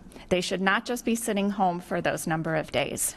And we had a lot of positive reactions from parents once we implemented that message last year. Flexible scheduling talks more in relation to the lost learning, and academic services talks to you a lot about that piece. They did yesterday as well, but we have to think our teachers are dealing with not only the achievement gaps, but now compounding that with additional absences. So it's that flexible scheduling, rotating those intervention times throughout the day, and a lot of thinking outside the box. We also notice that our schools sometimes need information right away in the morning. So we've opened up a Zoom link for our administrators in the building. Our student services admin team man that Zoom every day. And we sit in the COVID command center, and we are there to answer our principal or assistant principal's questions in regards to can this particular student return, can this staff member be there. So they ask us about the flow charts, they ask us about all the mitigation measures and all of those things. So at least there is an opportunity for our schools to reach out and grab us face-to-face, if you would, in our Zoom every single morning for them. And then last but not least, I want to talk about our social workers and some of the work that they have been trying to do. So in the summer, we had Project Engage, and that was, we had identified 6,789 students last year that missed 20% or more of school. 20% or more. And they targeted our homeless students, and they targeted our students that were in the transition years, so 5th to 6th and 8th to 9th. And what they did was they reached out to those families and engaged them in the work of identifying what their barriers were, connecting those resources, notifying them when school starts, and notifying them of open houses. So that happened in the summer. And then when preschool week happened, we were reaching out to all the rest of the students and doing the same thing. So Project Engage was a big initiative for this year. On a daily basis, we are supporting families in filling out the CIR forms. We're supporting families in connecting them with the right resources. It's a very different level this time. Very incredibly different, incredibly different. I can't explain that enough to you. It's on a whole other level because there are deeper barriers, far deeper than what we would ever imagine.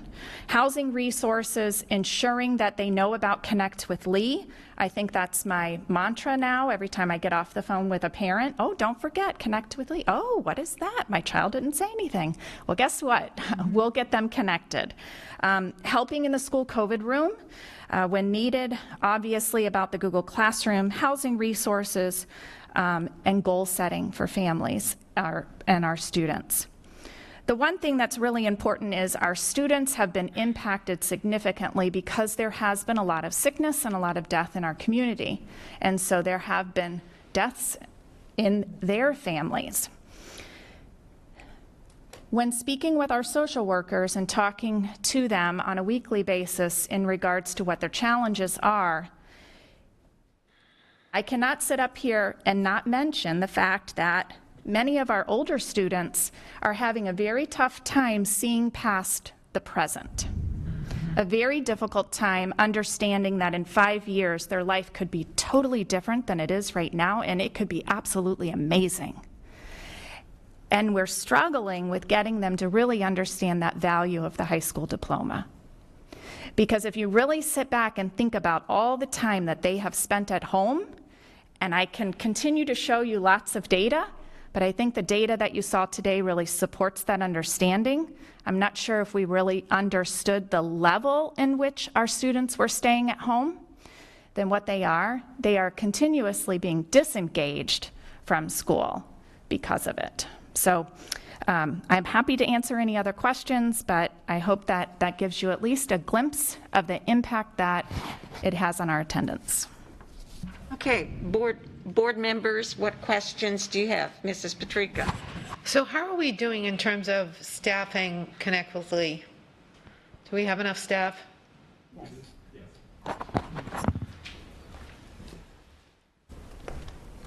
Yes, we do have enough staff during the day. We do have enough staff in the evening, and certainly during the day. What we're asking our district personnel to do is look at your schedules, see how you can balance working a couple hours with Connect with Lee, and then still making sure that you can service our schools as well. So they're making that that sacrifice to do that because we know it's good for our students, because it's another way we can help serve schools as well. But as of right now, yes, we are good with coverage. So I'm wondering whether it would be a volunteer opportunity for some of our higher achieving students and or those who are pursuing education as a field. I don't know, just throwing it out there as an idea. Thank you. Okay, other questions? Mrs. Fisher, then Ms. Jordan, then Ms. Gittens. So I just wonder then, what percentage of the students who are absent are actually connecting with Lee? Do we have any information regarding that? The numbers? Sorry. I don't have those in front of me, but I will certainly get for the board weekly update. I'll give you the evening numbers, and I'll also do during the daytime numbers as well since we've begun, so you can have all of that. Yeah, I think it would be interesting to know, like, what part of the population who's impacted would be likely to take advantage of that. So far, for example, at the secondary level, no surprise, math is the highest area of concern. So anybody certified in math, we would certainly welcome any help in that area, but math has been really big. And then elementary also has been another area where students have been popping on during the day, primarily. Thank you. Okay, Mrs. Jordan? And my question is, thank you, Tammy, for this. You were speaking on Google Classroom. Do all the students that we have missing have the ability to get onto Google Classroom? Number one, do they have the means? Do they have a computer? How are we making sure that they even have that to get on that?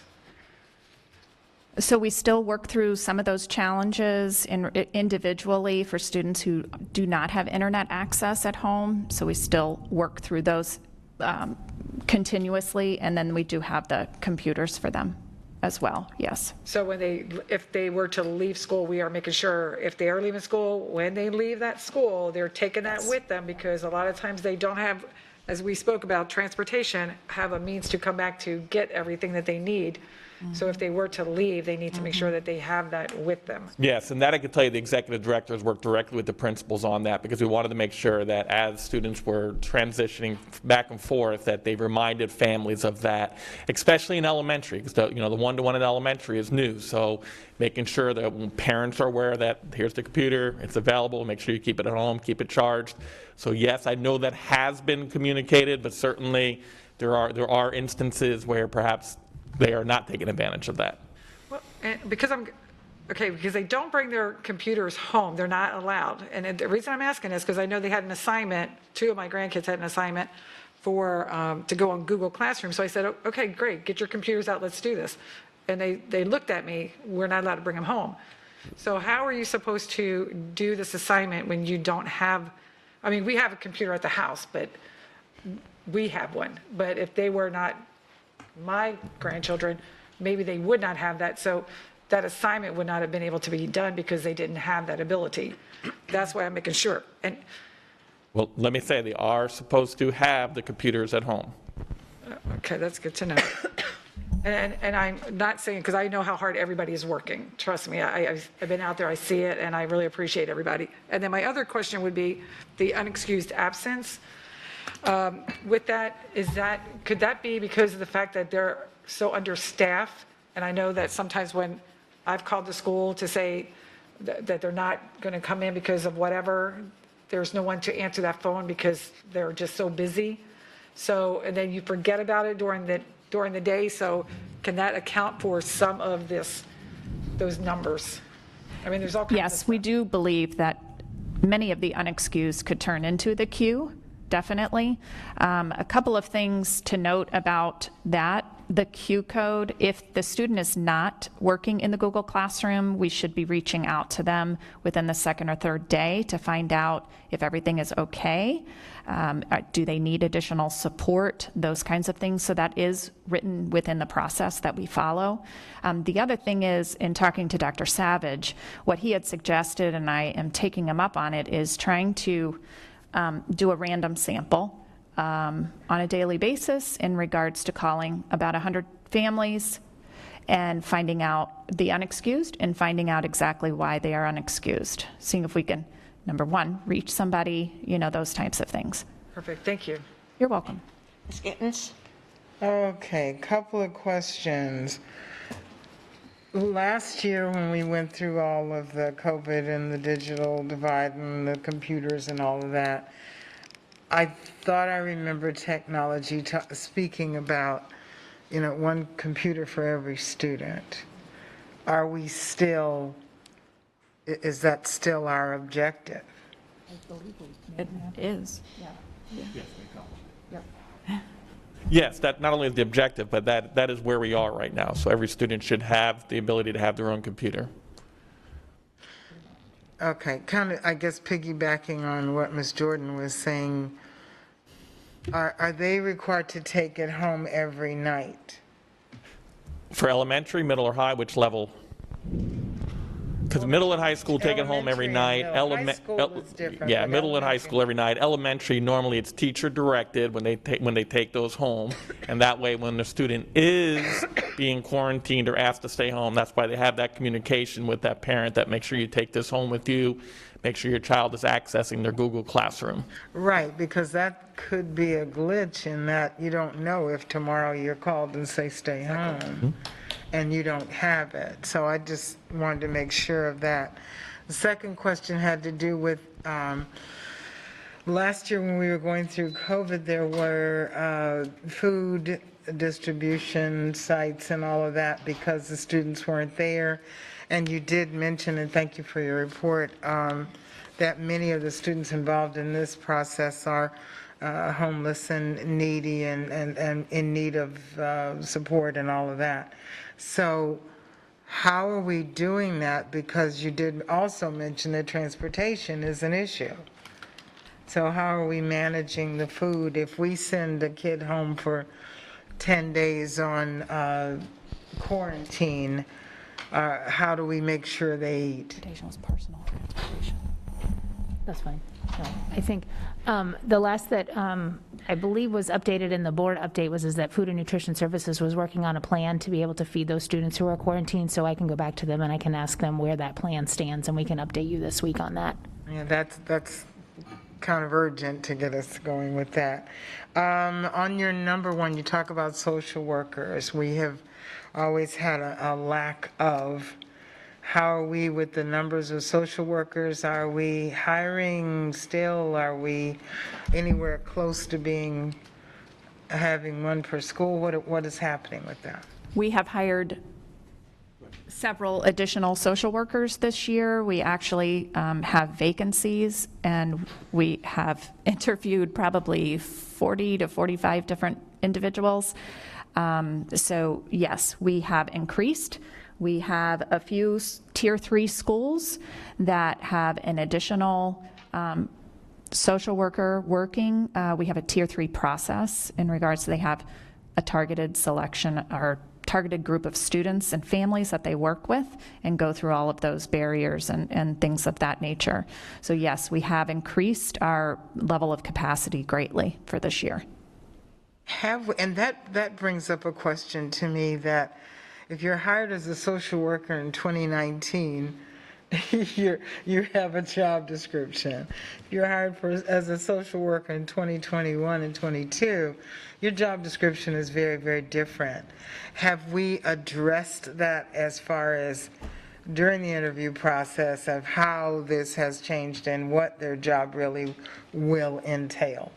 Absolutely, but I can share with you that they are well versed in these types of things, right, to begin with. So the stretch hasn't been too difficult. I think it's more of the sheer volume of it. And then there's really heartbreaking cases going on. Trust me, I understand. Okay, and then on the Connect Lee, last year we had a group of volunteers actually from Sanibel that did reading for students in the East Zone. And I'm wondering if we had community volunteers that would be willing to help with Connect with Lee. Is that a possibility? Because we could, contact them and see if they would be interested in helping in that route. Yeah, so all of our Connect with, it's a great idea, but all of our Connect with Lee individuals are certified teachers who are working with students one-on-one. Okay. So I would certainly have to talk with Ms. Bruno to see about the legality of doing all of that in an individual setting, but more importantly, are they certified and able to work directly with students? Okay.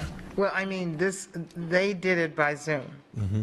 So it was not that. Right, I remember because it was reading, I believe it was reading to individual students in the classroom. Okay. All right, thank you. And I just want to say, for several times I did request an update or just a meeting. So this is very good. This is what I know that I was looking for. It's what the community wanted to hear. What are we doing? And I, thank our superintendent for making sure that this happened as well, and all of you that have worked so hard on making sure that everyone has all the information, and just keep it up. Okay, Mrs. Patrica? So on the elementary Chromebook thing, it's become like a PTSD response for parents. When they see their kids walk out of the classroom with the Chromebook, they know that they're being quarantined. And I know, I'm being sarcastic and using words that are stronger than the reality of what they're experiencing, but I know that these kids are being sent home. These guys bring up a good point, though, about if a kid, like I've gotten calls at 6:30 in the morning telling me not to send my kid, but my kid's in high school, so he already has his Chromebook. So I guess weighing and measuring, I would assume we don't send the elementaries home with them because they're heavy, and the damage is more likely to occur with the littles carrying the computers and that kind of thing. I guess just weighing and measuring. I also know that last year for Lee Home Connect, I did a lot of driving around my community, dropping off materials to kids whose parents couldn't drive to the school. So is there a way, can we put something together like that, even if it's calling me and asking me to run to the Cape with a Chromebook or whatever? That's the first thing. And then my final comment is, Ms. Stilla, I have to tell you that you have been the one constant, I believe, through all of these pandemic updates. And there is some comfort in that for me, knowing that this common thread runs through all of it, and you're there pulling it all together all day, every day for all of us. So I wanted to say thank you for that, because I know this isn't technically, your area of expertise, pandemic response and management, but you have certainly done a bang-up job. So thank you. We're not done yet. No, Oh, no, I thought you had, I know. But did Ms. Patrica have a question, or? Said it while I was thinking about it. No, just on the Chromebook thing. Okay, Ms. Giovanelli? Wrote that down. Mine's a comment too, so I'll hold it till the end. Thank you. Okay, other people with questions? Okay, please continue, thank you. Good afternoon, Board and Superintendent. For the record, Dave Newland, Executive Director, Safety and Security. We're going to go into mitigation strategies, into our health and safety protocol. Again, as you know, we've worked with the school district, has worked with our healthcare partners to research and implement health and safety measures for our students and employees. And with that, we put together the following protocols in place at our schools. Again, social distancing to the greatest extent possible, a mask requirement with an opt-out, desks facing forward with a flexibility for grouping of students for learning, the assigned seating and seating charts in order to be able to contact trace, availability of hand sanitizer in key places in the school, and students are also encouraged to bring their own. Teaching and reinforcement of hand washing and respiratory etiquette. Also, the limited water fountain use. Instead, we are using bottle filling stations, and students are encouraged to bring their own water bottle, and not allowing visitors on campus during school hours. Also, the isolation rooms at every school for students with COVID-like symptoms. As well, we've continued with high-frequency cleaning of common surfaces. Our positive case triggered cleaning protocols, which are followed when an individual has been diagnosed positive and has been in our vehicles or buildings within 24 hours. Our regular cleaning of areas where food is prepared, stored, and served. Our quarterly air filtration replacement. Our disinfection of playgrounds at the end of each day, and having students wash hands or use hand sanitizers before and after play, and the cleaning and disinfection of school buses after each run in both the morning and afternoon session. We have the grab-and-go breakfast and lunch, so we have the flexibility to spread students into our other areas of the school to eat, the staggered seating in cafeterias to avoid students sitting face-to-face, the wiping down of secondary classroom desks after each class change. We are holding our large gatherings like carnivals, festivals, and dances, and there will be no locker room or use during halftime. We have the one-way hallways and stairwells, and again, volunteers will not be allowed on campus during school hours. All righty, and So all those mitigation strategies remain in place in the schools, and two other very important strategies that we are using, obviously, are testing and vaccine. Both of these are offered but optional through the district. Through our partnership with the Florida Department of Health, we are offering testing to symptomatic students and staff on a daily basis. If a parent wishes to have their child tested or a staff member would like to be tested, the clinic assistant notifies the DOH, and the DOH sends a team to the school. Rapid tests are given, and if a student or staff member is negative, then a PCR test is done immediately on site, and the student or staff member are sent home to await the results of the PCR test, just so we can ensure that that test was actually negative.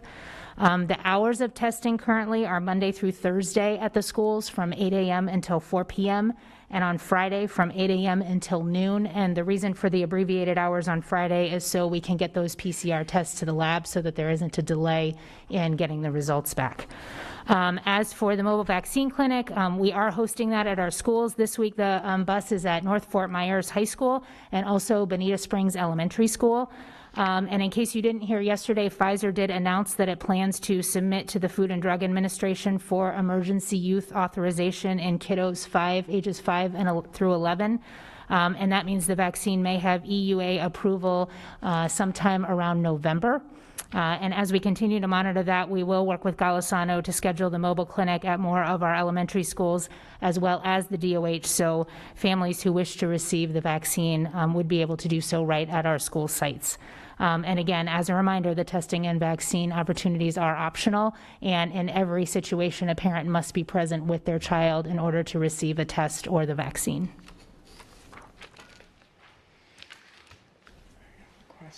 And then before turning it back over to Dr. Savage to wrap up the presentation, just a reminder, I know we've shared this with you and we've shared this with our community as much as possible, but it bears sharing one more time for everybody again. Currently, our options for families, in addition to face-to-face, we still have available homeschool options, a homeschool flex option, which means a student can enroll in homeschool, but then also at the same time take a course or two with Florida Virtual School as well. There's always our charter schools, which are still part of the Lee County School District system. Those are always options as well. And then we talked enough about Connect with Lee, but providing that supplemental service during the day and then deep into the hours at night. And I put on here as well that there will be an opportunity in November for families to start registering for second semester for Lee Virtual School. So as we continue to look at our numbers, and we saw today that our numbers have come down from 2 weeks ago, when 2 weeks ago, all of you know, the number of emails we were all receiving from families asking for options because of where we were was a lot. And obviously, that has slowed down a little bit because our numbers have come down a little bit. So we'll have a window of time where families will make a decision about second semester, about Lee Virtual School full-time enrollment. That'll be coming up in the beginning of November. Certainly there'll be a large communication that'll go out through Irma Lancaster and her team to making sure that our community is aware of that opportunity to do that at the semester. But I want to share that with you now so you have that information. So as you were talking with your individual communities, you can make sure that they also understand another opportunity will be coming forth. Dr. Savage? Thank you, Dr. Spiro. And thank you to the team bringing all the information together. So to try to kind of pull it all together on this particular slide, we're just picking one of the metrics that is very specific to our school district, the utilization of the Q code for those students who are impacted by the COVID specifically. And what you have in front of you is essentially a tiered mitigation recommendation. So essentially, you'll see the same graph that you had that essentially just charts out all the specific day-by-day number of students with the Q code. But then what you have is an overlay with these dotted lines. Above the red dotted line, which is at a 3,000 student level of Q code, this would be a recommendation for the highest risk as measured by our school district Q code attendance. And essentially in the highest risk strata for this, all of our mitigation measures would be deployed. Now, I think it's really important to just remind that our mitigation measures, as Chief Newland went through, while masks have gotten the majority of the attention, in reality they are just one of many mitigation efforts. And so in this particular recommendation, what we'd look is to identify the highest, for this highest risk, all of the available mitigation measures, because what that would demonstrate to us is a massive impact on our school system. Now, what I didn't include in this particular graphic, because but fully intend to do, is to bring back some of the health care data that we also had earlier in the slideshow. So one of the things you saw was the hospitalization. I think it's really important to reiterate, because we've mentioned this many times for the public. We have been well aware for the entirety of the pandemic that COVID has impacted children in a far less pronounced way in terms of the most adverse health impact. Now, while there are many things to come in terms of what the lifetime impact is on anyone who's contracted COVID, it is very clear from the evidence that children are impacted far less than, say, 65 and older demographic populations. However, just the fact that community transmission occurs, just the fact that families can be spread within their family, it's not so much that children being hospitalized is the only factor, or children being out for attendance. It's the impact on the entirety of the community. That's why we also showed the Lee Health statistics, because it's very important to understand that any impact we have on family members, particularly families who are in high poverty backgrounds, in some cases they have an increased number of family members within close quarters in their homes, and so they may not be able to protect each other within the home environment where oftentimes the guard comes down. So it's really important that we see ourselves as part of a larger community apparatus. That's why it's very important to not just look at the school-based data, but also look at the larger context of our healthcare system. As we know that once, like for example, the 101 staffed bed capacity, that diminishes the type of services that our health providers can offer. So it's just very important to keep that data at the forefront. But back to where we are on slide 21 with the current mitigation measures. Over 3,000, we never crossed that threshold prior to this Delta variant. And so you can see very graphically that this is the impact of Delta on our system. Furthermore, this shape also lines up very closely with the Lee Health data showing their hospitalization numbers as well. So the numbers dramatically climbed during this Delta variant as well. So these two graphics do line up very closely. In the middle band, between 3,000 and 1,000, you see the moderate risk. And on this tiered mitigation recommendation, that would allow for the relaxing of particular measures that have such a difficult logistical implementation and possibly a low return on investment. And so this is really, it's a constant balancing of risk that while we can do many different mitigation measures such as one-way hallways and some of these other measures that we have, in some cases they are very difficult to implement and may provide very little value. All the more reason to engage experts to ensure that whatever we are doing is the best complement of strategies to address the data-driven aspect of where we are as a system. Then the lowest level, below the 1,000, as you can see, we would have the substantially diminished mitigation measures. This would be a case where we could significantly relax mitigation measures because while COVID may be here, at that time it would be having a far less noteworthy impact as measured by our Q absenteeism. And so this is something that we have to be thinking about, is that while the Delta variant has really made a pretty pronounced impact, we may be dealing with COVID for years. That's a possibility, and from most of the folks that we've talked to, that definitely seems like it is in the realm of possibility. Now, hopefully it will become less virulent, less damaging in terms of its impact on us, but if it's still here, there is always that ability, especially with seasonally predictable surges, that we have to have a more fluid, dynamic method to respond. So I also have an example from Indian River where they have taken a similar type of concept and they've only focused on their in-school data as well, and they've actually applied this tier-based methodology at the individual school level. It's expressed as a percentage. So in our particular case, if we chose to implement a school-based model, it would be as a proportionate shares of the thresholds that would be validated by our panel of experts. But this gives you a visual that you can see that they are in different schools who are impacted in different ways, even in the same community, have the ability to implement a more a more demanding set of expectations of what they must do because it's impacting that individual school community in a more pronounced way. With a county as big as Lee County and as diverse as Lee County, and commitments to safety may be varying in some levels from schools, and even potential variance between elementary schools, middle schools, and high schools, and different schools that are bigger, have larger classrooms, and some that may be more older historic buildings and so forth. This is certainly one potential opportunity, and so I would say that this is something that they are currently implementing in Indian River, and that could very easily line up with this piece. The difference from our standpoint, and I'll go ahead and proceed to the next slide on our recommendations. Sorry, you can't see it on. Yep, there it is. Is that essentially we want to make our recommendation is to make this not only based on our district absenteeism data, but really that local health provider data as well, as such as what you've seen put in there. But we really want to make sure that a panel of experts, scientific experts and academic experts, to really validate those thresholds. They should not be arbitrary. They should not be, derived strictly from observation of these charts, but to really ensure that these thresholds are really empirically sound as well as expert driven by that expertise. And secondly, the associated mitigation. While we have a bevy of strategies and they all work in concert, it can be very difficult for us as practitioners and non-experts in the health science to be able to say, well, this one is the one that really did the trick, or this is the one that's the most pronounced. That's why it's so important for actual scientific health experts to drive that piece, and then for academic experts and folks who have to actually implement these strategies to understand what the cost is in terms of implementation for us logistically to balance that effect.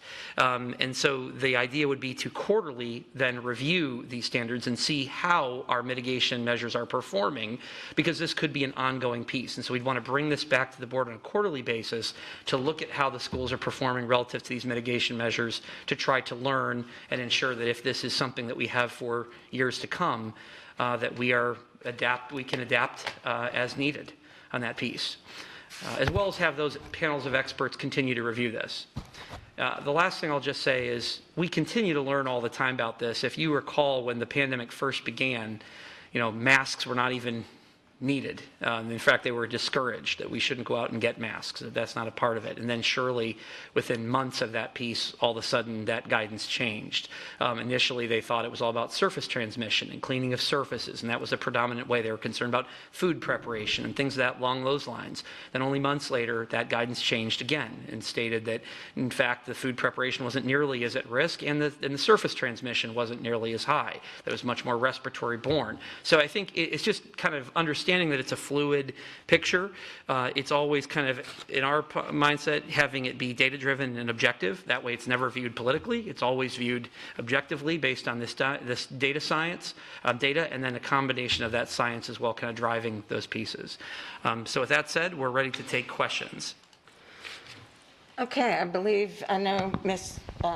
Gittens had a question, and then Ms. Jordan. What? Go ahead, Ms. Jordan first. All right. Thank you. I had a question regarding the protocols, page 16 and 18. How are we ensuring, I think Mr. Newland had spoke on this, the healthy and safety. How are we ensuring that the desks are facing forward and that the kids are facing in one direction versus sitting across from each other? How are we making sure that the schools are doing that? Actually, I'd like to go ahead and address that one. So the expectation certainly is desks are faced forward unless in a classroom where temporary removal of the desks are needed for cooperative learning or something of that nature. So depending upon the individual teacher's teaching strategy that day, those desks can be manipulated in the classroom with as social distancing as much as possible.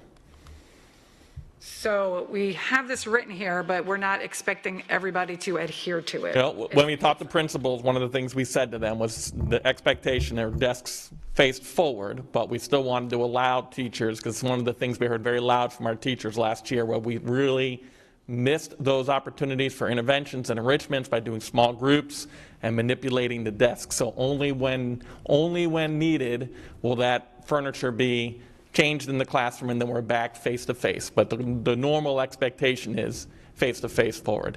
So when they are in these little quadrums or whatever you want to call them, pods, do they have the shields then there to where they're protecting each other? Some teachers, yes, do use the shields, but one of the things we did learn last year, and I'll let Lauren talk a little bit about that when we worked with the Department of Health, was the mitigation or lack of mitigation with the shields. Lauren?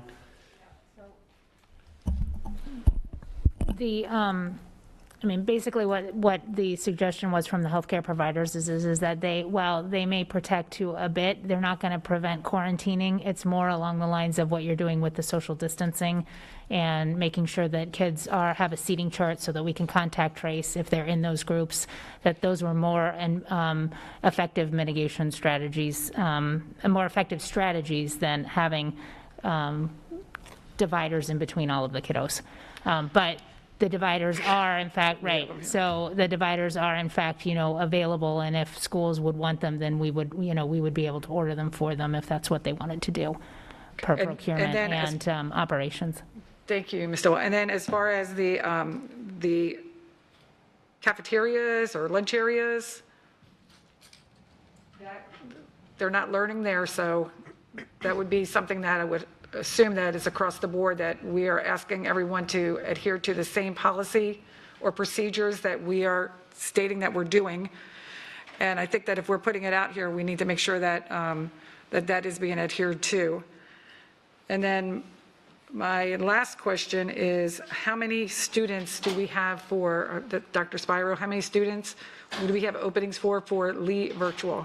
Because I know we had to close that off, so what does that number look like? Please, thank you. Oh, well, you don't have to tell me now if you don't know. You could, yeah, that'd be great, thank you. And that's it, thank you very much.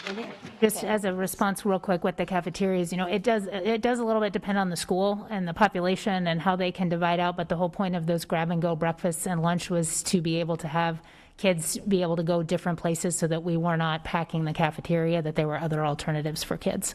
Perfect, thank you, Ms. Silla. Okay, Ms. Gittens? One of my questions was on slide 18 about the cleaning supplies will be provided so secondary students can wipe down the desks. I've heard from several teachers at like middle school and elementary level that being able to wipe down the desk is a challenge. And so I don't know how that's done. Normally in elementary, you've got the same group of kids all day, so you just do it at the end of the day. Is that when that's done? And how is it going for secondary students? Are they like given the supplies and required to do it on their way out of the room or what? The way that, I know that the way that they did it last year was that they would clean the desks before they left in secondary and high school. And I believe that's the same, yes, it's the same procedure. So they're given the cleaning materials in secondary, wipe down the desks and everything before they leave the class prior to the next class coming in. Okay. And then for elementary, my understanding is what you said, is that they're in there if they need them during the day, but they're thoroughly wiped down at the end of the day since those are in cohorts and you don't have a lot of movement around between elementary classrooms. And I know several secondary teachers are saying it's very difficult to do that, and a lot of times it's not done because they just, having time to finish the class and get everybody to wipe it down and blah, blah, blah. So I know that is an issue. I want to say, for one thing, too, to Dr. Savage about sharing this best practice. I'm glad to see that we are looking to be more collaborative and look for best practices from other districts and other areas. We have a lot of good ideas. We don't always have all of them or the best, and we're only as good as the improvements and changes. So when we collaborate with others, we can take those ideas, tweak them, and make them our own. And I really appreciate seeing that is occurring. So thank you. Madam Chair, if I may just, Yes, first, Dr. I just Savage. want to clarify through this piece, and just thank you for mentioning that. One of the things I'll say is just all the districts, we're all grappling with this. And so I'm looking forward to speaking with some of the other superintendents. It's the number one item for everyone this week is just talking through the various different iterations of how folks are approaching this. One thing I do want to clarify on the handout is that their specific tiered mitigation addressed masks. What we're responding is not really focusing on masks, but more about all the mitigation efforts, basically the most restrictive situation of what we need in order to ensure the maximum level of mitigation versus a graduated kind of more surgical mitigation in the middle where the vast majority of the pandemic we were.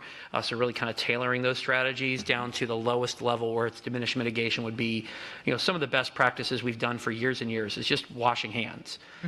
We last year during the regular pandemic, we had basically no incidents of flu in terms of the significant issues with flu, and that's one of the consequences of more. Just more focus on that particular area. So there's a lot of things that we're going to do to help us from a health science standpoint moving forward. But what I just want to make sure no one took this, specifically anyone who might be listening and kind of sees this and says we're going to copy this method that's all about masks. This one looks like it's all about masks, but in reality, for what we're proposing, it's more about being very surgical with our mitigation measures and the complementary mitigation measures. And thank you for that explanation. And, I actually didn't look at the face covering piece.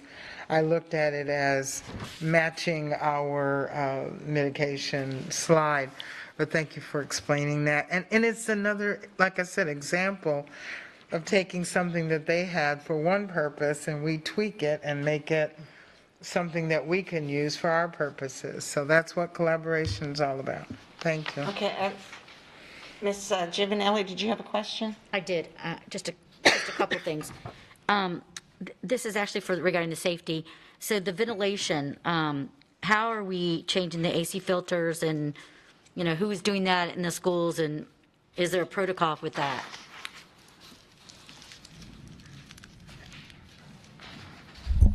I'll check with operations. I believe each school has individual custodians that are in charge of the filtration systems that get changed out, but I will get that answer for you to verify it and get that back to you. Great, thank you. And then actually, this is through the chair. I'm curious about now proms and outdoor events. Are we allowed to have proms, and are they going to be outdoors? And it's kind of a little bit off the topic of this, but it's still kind of not. Sorry. We haven't addressed anything for the spring semesters yet. Right now, we are holding on the large gatherings and the dances at this moment, but we haven't gotten that far to talk that far ahead. I don't know, Dr. Spiro, if you, no, okay. So we can add that to our list of things to look at now. Yeah, I would be curious about that. And then I just want to thank you all for this information because it is actually a different level, absolutely. I have to agree with you completely compared to last year. So I really appreciate the staff's work on this, and it's a better understanding, but I know we're understanding it better this year, I think a little bit, even though it still caught us off guard with the Delta. So I just want to thank staff for all of this, and Dr. Savage for putting this forward for us. Thank you. Okay. Ms. Morgan? So first of all, Ms. Scott, I don't think I've heard you present before. You did a terrific job today, and I really appreciated the information you brought forward. And I think it's really interesting that with Delta, even though we pretty much figured out what our situation, how to deal with our situation last year, it didn't help us at all when it came to the situation this year, in part because we don't have the same homeschooling options that we had before. I'm glad we're doing the data, small sample, because one of my questions was, do we know by level what the barriers are? Because we may need to tackle elementary barriers differently than high school barriers. And I think for high school kids, part of it might be, I would think, is access to Lee Virtual at this point. Because I know when I was in a high school last year, the high-performing kids really liked the Lee Home Connect option, and I think there would be some migration to Lee Virtual if we knew what the opportunity was. I think the other thing standing in our way is that, last year it was all hands on deck, families and schools. This year it's just schools on deck. Families have gone back to the way it was before because they have to. They have no choice. They go back to work. And if they can't deal with the kid situation, they don't. It's, to me, a lot more complicated for them. I do have a question. Vaccines for kids, when you offer the vaccines for kids, are you offering them to the families as well? Yes, we're actually offering to their community events. So while we're hosting them at the schools, Golisano Children's Hospital is putting the information out there. I create a flyer for the schools to send out. They send them to all their families, and so they can do siblings, they can do students, they can do parents, grandparents, anyone. And then a lot of the schools then are also sharing them with their community partners. And so they're trying to get the word out in that respect as well. So it's anybody that would want to come to be vaccinated can come to the school site to do that. Yeah, I wonder if we ought to be sharing it with city councils and chambers also. But that's great. I didn't know that. And frankly, I'm looking at the chart, and essentially what we're saying is in those 3 levels, we're going to use the level 2 mitigations to tackle the problem with the level 3 problem. I'm really wondering why we're not going back to masks, why masks are not part of the solution when that is the one difference between that intermediate group and that high group. Okay, other questions or comments? Ms. Fisher? Yes, so I was reading something the other day regarding a mitigation strategy being keeping your immune system high, and they mentioned, especially for the younger children, enough exercise and movement in addition to, and I see that we're doing some hand washing and respiratory etiquette that's going to be taught and reinforced. So teaching kids how to breathe properly and everything. And then I was wondering, how are we doing with keeping kids hydrated? Because that's a very important piece, and I know that they're asked to bring their own water bottles. And so I was just wondering, do we have some idea of how is it really going in schools? Because I had a young boy tell me the other day, I wasn't allowed to fill up my bottle. And he had a bottle, but I don't know how many kids don't. So I'm wondering how we're making sure that these kids are hydrated, especially at the primary and elementary level. I could share with you my firsthand experiences in schools during this year. I know the schools that I've been at, not only do we see a plethora of students with water bottles, but they also have cups available at designated water fountains as well. So the schools I was in, it was part of the norm to make sure students were getting water so that they can be hydrated. I would be concerned if schools were not allowing students that opportunity, and I certainly would want to know that because we want to make sure we educate the importance of hydration and actually how it's connected to learning as well. Absolutely. Okay. Thank you very much. Ms. Fisher, if I may add to that response also, I just want to kind of validate something we have not discussed here quite a bit, and that is the importance of building up the immune system and wellness. One of the things that we have not really spoken enough about is when students are rested, when they are hydrated, when they're getting plenty of exercise. One of the things that we know is that a lot of the comorbidities and some of those things can't be, that dramatically increases risk really for any of the age populations relative to this impact. We've had folks come to our public meetings talking about vitamins and things along those lines. When with a healthy immune system, even though it doesn't make it impervious to this piece, all those things help. And certainly anything we can do to assist that. And I think just part of our campaign, whether it's through social media, whether it's through pushing out school wellness events, especially in light of the fact that right now the mental health situation that's impacting our community is really having such a pronounced effect as well. So thank you for bringing that up and giving us a chance to dialogue, because I know we did not bring that up as a specific targeted mitigation. Right. And that's why I'm continuing to advocate for the comprehensive health education, which includes nutrition, exercise, all of that, so that we do mitigate people having those comorbidities. We have far too many kids who have asthma, diabetes, obesity, and if we can do anything to impact that, I think in the future, we'll be having kids who are more likely to be able to handle the exposure to different viruses. Thank you. Ms. Gittens? I had a question. One of the reasons I think we all had been asking for updates like this was to see the data, and I know you mentioned on some of the slides that, for example, the DOE had increased staff and things like that. Are we keeping data enough to be able to give us some, I know we can't be crystal clear, but some idea of how each mitigation is helping or increasing? Because I know we had talked about, for one, the backlog of the reports and the backlog of reporting from DOE to our system or whatever. As that increased and we added more staff and they added more staff, is there a data that kind of can give us some idea that this mitigation is helping, or is it just all one big? I can try to take a stab at this, and then some of our other data folks over here on the other side can try to help as well. So one of the challenges we had and why it was difficult for us initially was because our system was essentially overwhelmed. We were encountering the peak of that mountain as you were seeing right as school was starting. So we really saw a rapid escalation far, far beyond any numbers that we had experienced at any point prior during the pandemic.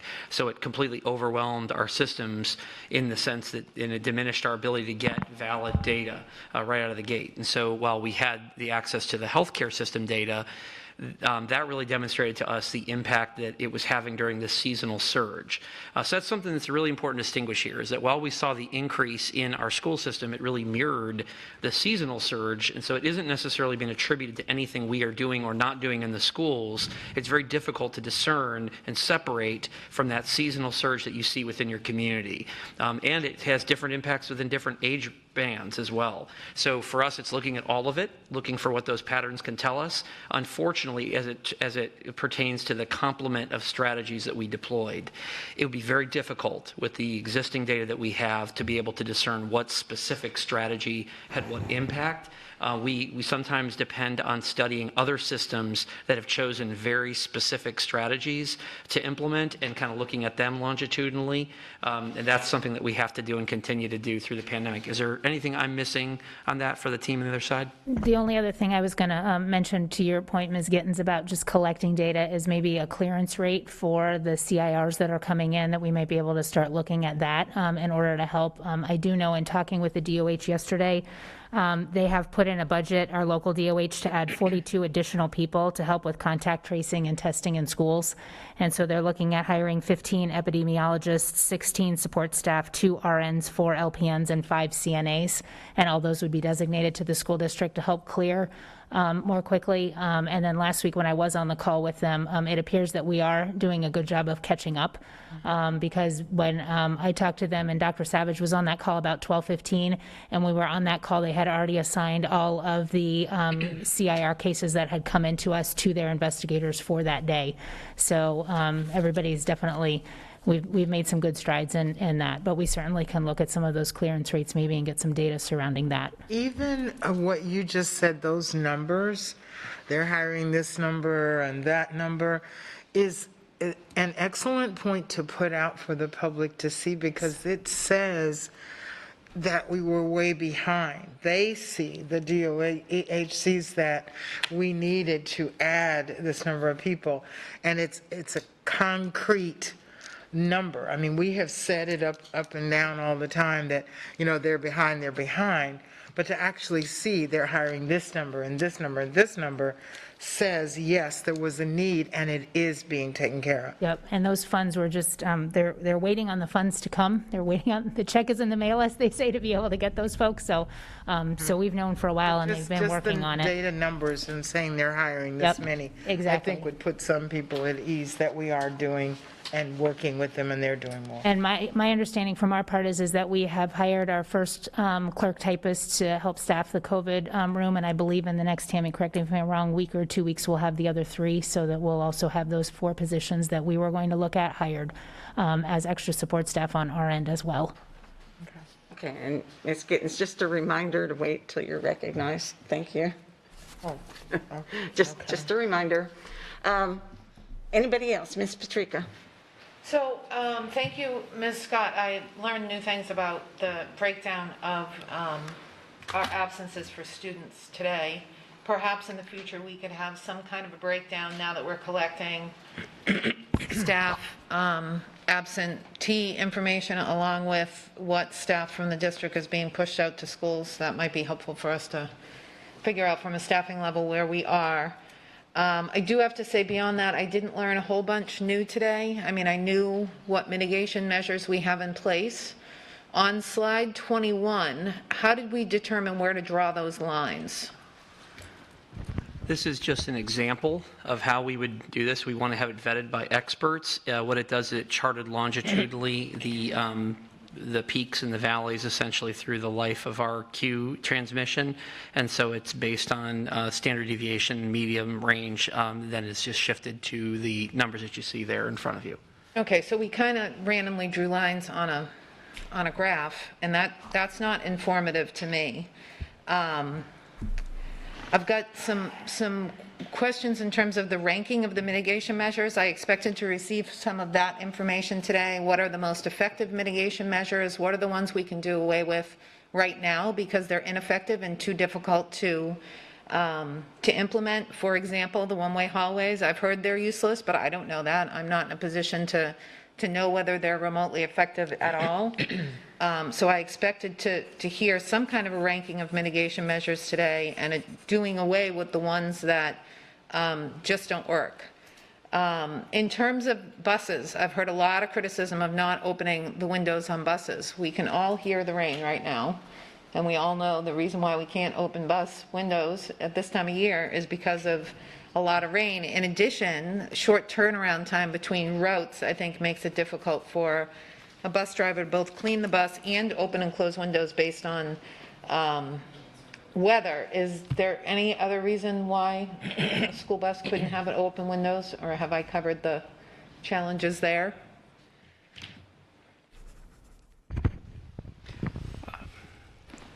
I believe you're correct. I think the other piece is just from a safety standpoint of things moving in and out of those windows, whether out of the vehicle or into the vehicle as well. But certainly the oxygen standpoint, just getting more fresh air is a positive measure, and that's where folks are doing it. Down here, there are also though issues with asthmatic issues where students having it introduced, just from my recollection. As Mr. Lloyd explained to me, that it introduces other issues too, as well as having those windows open.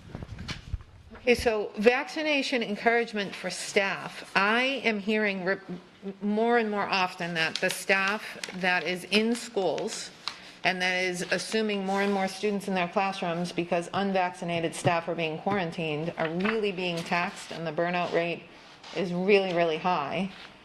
Yet we are paying unvaccinated employees for at least one quarantine. And that doesn't make a lot of sense to me. It seems to me that we should be encouraging vaccination through incentive pay and by not providing quarantine or sick pay for unvaccinated people who have to be out of the school for a period of time, frequently, repeatedly.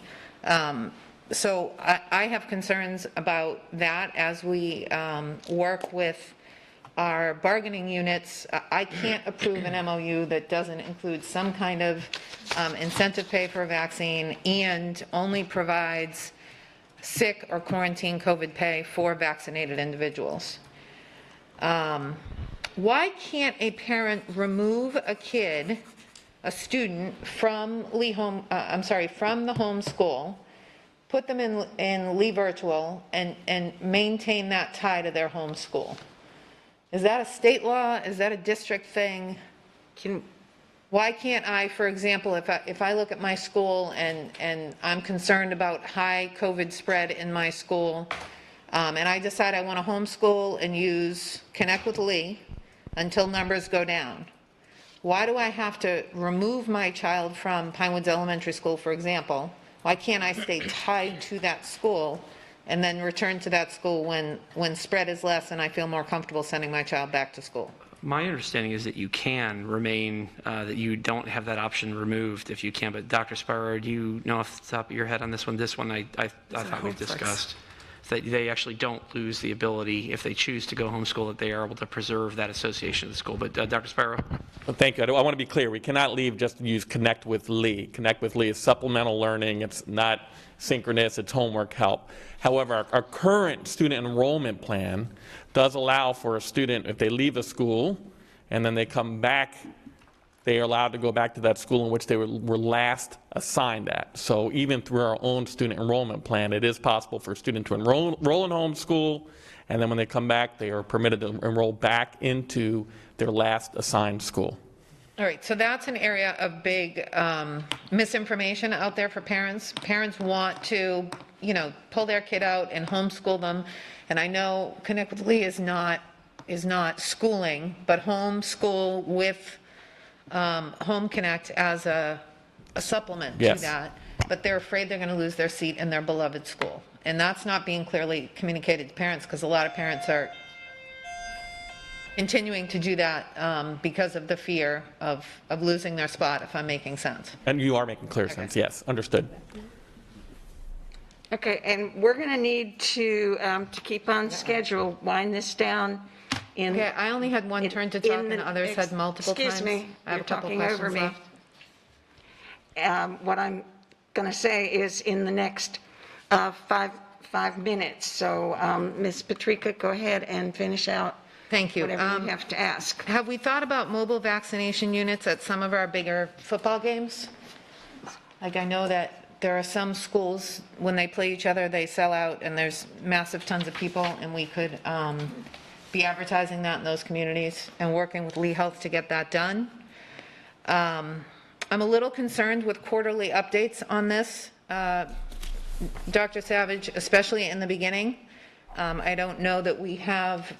First of all, I didn't really learn anything new today. So when we have new information in terms of, ranking of mitigation measures and having those lines on slide 21 be actual lines based on data and expert feedback and decisions like that, I'd like an update on that as soon as possible. And then, during times of high spread, I think that committee should be meeting more frequently, and the board should be updated, and the community should be updated more frequently. Quarterly sounds kind of random, and certainly at this point, not frequent enough. And finally, there is definitely a lack of consistency. I think I heard Ms. Jordan sort of allude to this with the desks all facing the same way. I suspect that you've probably been somewhere where you've seen that that's not occurring. I've been to a lot of places where I've seen that a lot of these measures are not taking place. And I'm not going to throw any specific school under the bus, but there is a significant lack of consistency in terms of the implementation of these measures, which is why I think it's important to rank them as soon as possible so that we're not making them do things that are really ineffective. Those are my comments for now. I will finish my comments during my board member comments. Okay, and I have a couple things that I want to say. First of all, I want to say what Ms. Morgan said. Ms. Scott, I thought you did an excellent, excellent job. Secondly, one of the things, I congratulate Mrs. Patrica on being so well-informed on everything that she didn't learn anything. I did learn some things, and I feel like one of the functions that we have here on the board is for the public to have these presentations for their benefit as well. And hopefully we don't have a huge audience today, but we tend to have some pretty good numbers that watch these presentations, and including school staff and so many people. So I think that it's like when I learned today, and it's kind of like sometimes when I hear an academic presentation, because of my background in academics for so long, I don't learn a lot, but that doesn't mean that I don't learn something. I think also this has been an excellent, excellent day for presentations from the earlier presentation with, as I call it, the one-stop shopping, with, as we're building that into our website. I think we've actually had some excellent suggestions, food for thought that was put out by board members. That's always important to gather our insight. And on this particular, the health and safety protocols, everybody who's ever listened to me at a board meeting, you know where I sit on this. But this has been, this year, staff, including everybody at district, our support staff, our teachers, our principals, and a superintendent who's been on the job for only a few months, brand new superintendent, you've had much heavier lifting to do what you're doing this year than the previous administration. Because with the previous administration, we had the full cooperation. We had that mandate from Governor DeSantis.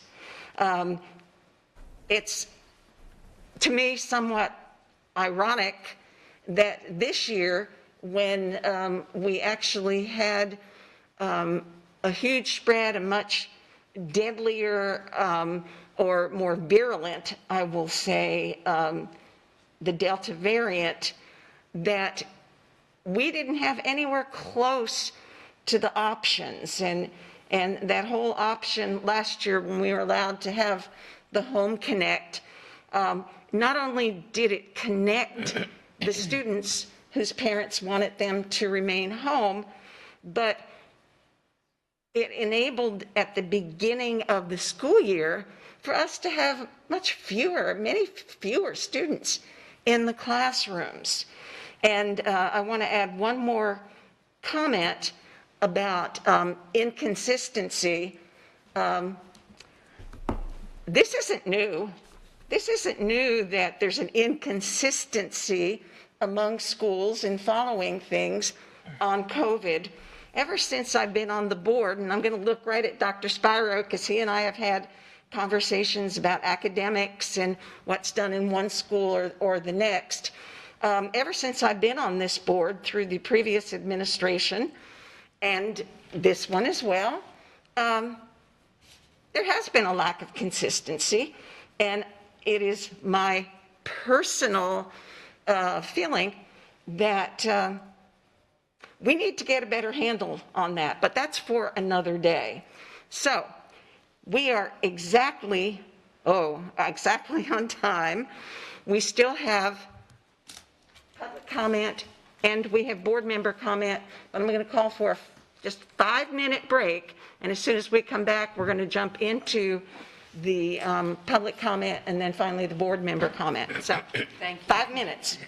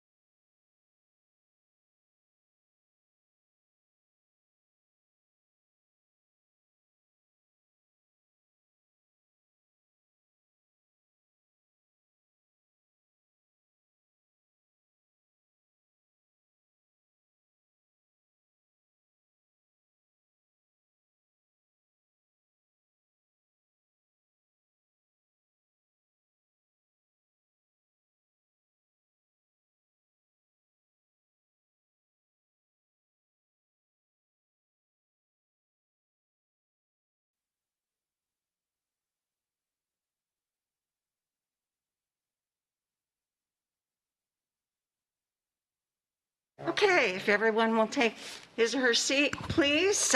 We are, after a 5-minute break, we are reconvening this board briefing, and we are at the point now of public comment.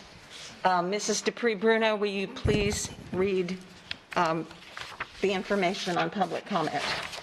Thank you. School board policy provides the opportunity at this point in the meeting to address the board concerning any matter from this meeting's agenda. If you completed a card, please make sure you put it in the basket. If you need one, please advise. The rules concerning public comment are posted, and the comments will be made in the back where the central microphone is. Please be advised that the board does not respond during public comment. Speakers and those attending the meeting are expected to act in a respectful manner. The purpose of public comment is to provide feedback on today's agenda. Personal attacks on individuals or abusive language are prohibited. In addition, clapping, hissing, and booing, unreasonably loud and/or offensive language, swearing, cursing, or display of temper are prohibited. Speakers who fail to follow proper decorum in the chambers will be ruled out of order. Any speaker continuing with such remarks will be required to relinquish the microphone. The time per speaker is 3 minutes. You will find the countdown on the big screens in the front of the room. Once your time has elapsed, the microphone will automatically shut off. We encourage you to address the board as a whole versus individual board members as they act as a collective body.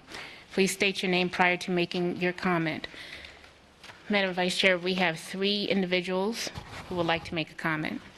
Okay, is there anyone else in the auditorium who has not had the opportunity to fill out a card who would like to speak? Okay, so let's proceed with those 3. Will the following individuals please line up? Denise Nystrom, Christine DiVigelli, and Tara Jenner.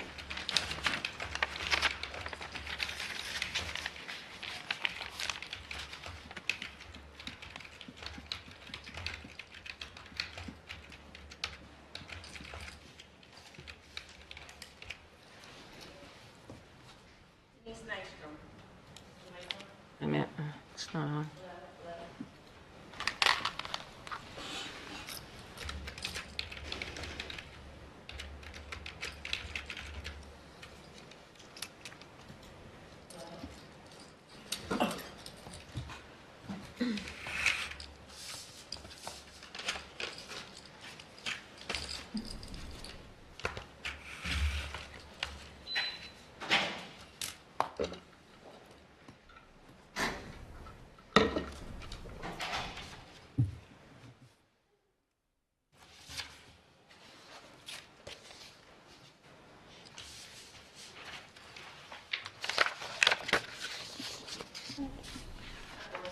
Are we having technical issues?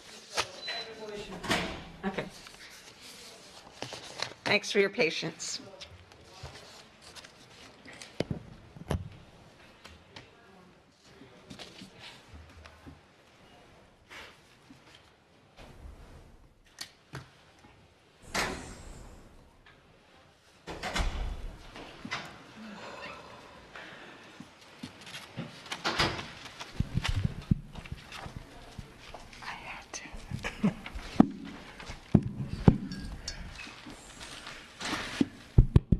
Hello, hello.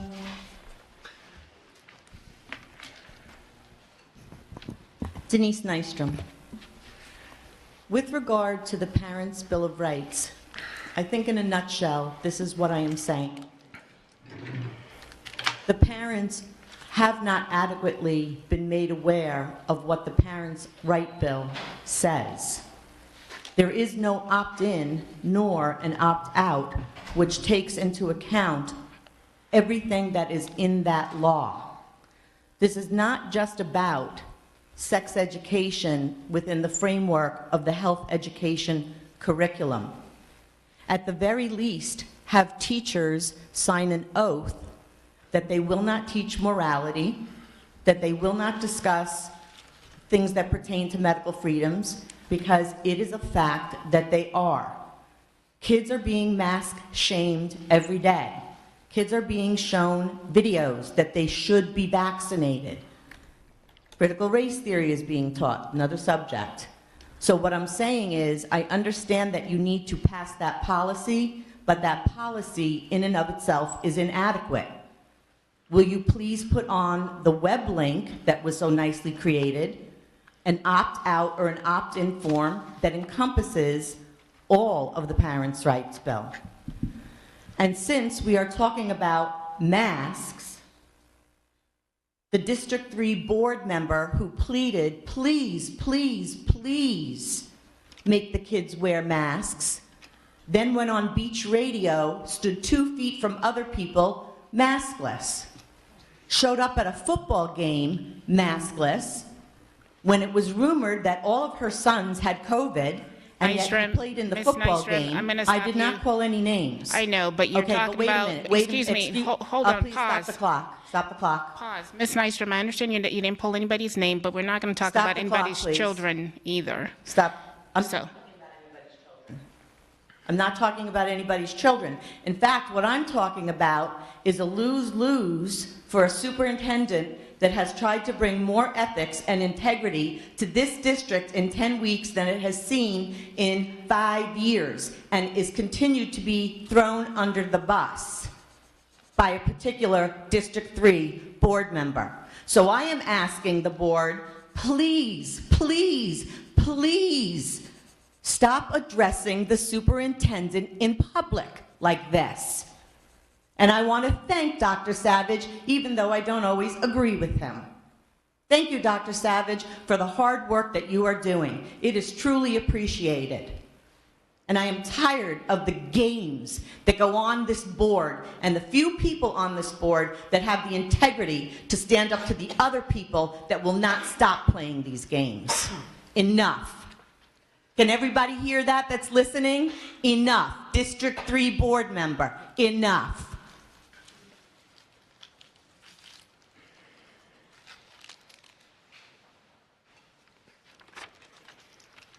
Christy DiVigili, what I have to say is going to be a walk in the park compared to that. So I'd like to start by saying I think it's counterproductive when you guys take consensus before hearing from the public. How can you possibly make sound decisions without first hearing from your constituents? If you cared at all about what parents and community members think, consensus would only ever occur after public comment is heard. In regards to policy 2.062, we shouldn't even be discussing opt-out forms because everything outside the realm of scholastic education should be opt-in. In my interpretation of the statute, I would argue that the board has more authority than they'd like to admit in changing that option for parents. However, seeing as that right has never been afforded to us parents, every opt-out form should be available in the beginning of every year, and there should be more than just health-related opt-out forms available. In regards to lines 65 through 67, it says, any school district employee who encourages or coerces or attempts to encourage or coerce a minor child into withholding information from his or her parent may be subject to disciplinary action. Why on earth is the language may included in this item? Without stronger language, what is really stopping rogue employees from encouraging my child to withhold information from me? Please replace the word may with the word will immediately. Lines 93 through 94. Parents shall have the opportunity to learn about the nature and purpose of clubs and activities offered at his or her minor child's school. Let me rephrase that for you. Parents shall have the opportunity to learn about the nature and purpose of clubs and activities offered at his or her minor child's school. Written parental consent must be obtained prior to his or her minor child's participation in any club or activity. Lines 107 and 120. The district will inform parents how to inspect instructional materials. What is the practical process for parents to exercise this right, and where is it made available to parents? Just last week, I spoke with Dr. Spiro and his team. I asked them how I, as the parent, am able to express or exercise my right to inspect the instructional materials being taught to my daughter in a specific class at her school. I had a very simple request, which should have been easy to accommodate. Yet, it has been a week, and I have heard nothing from him or anyone else in his office. What good is this policy if it's missing the practical application for parents to exercise their rights?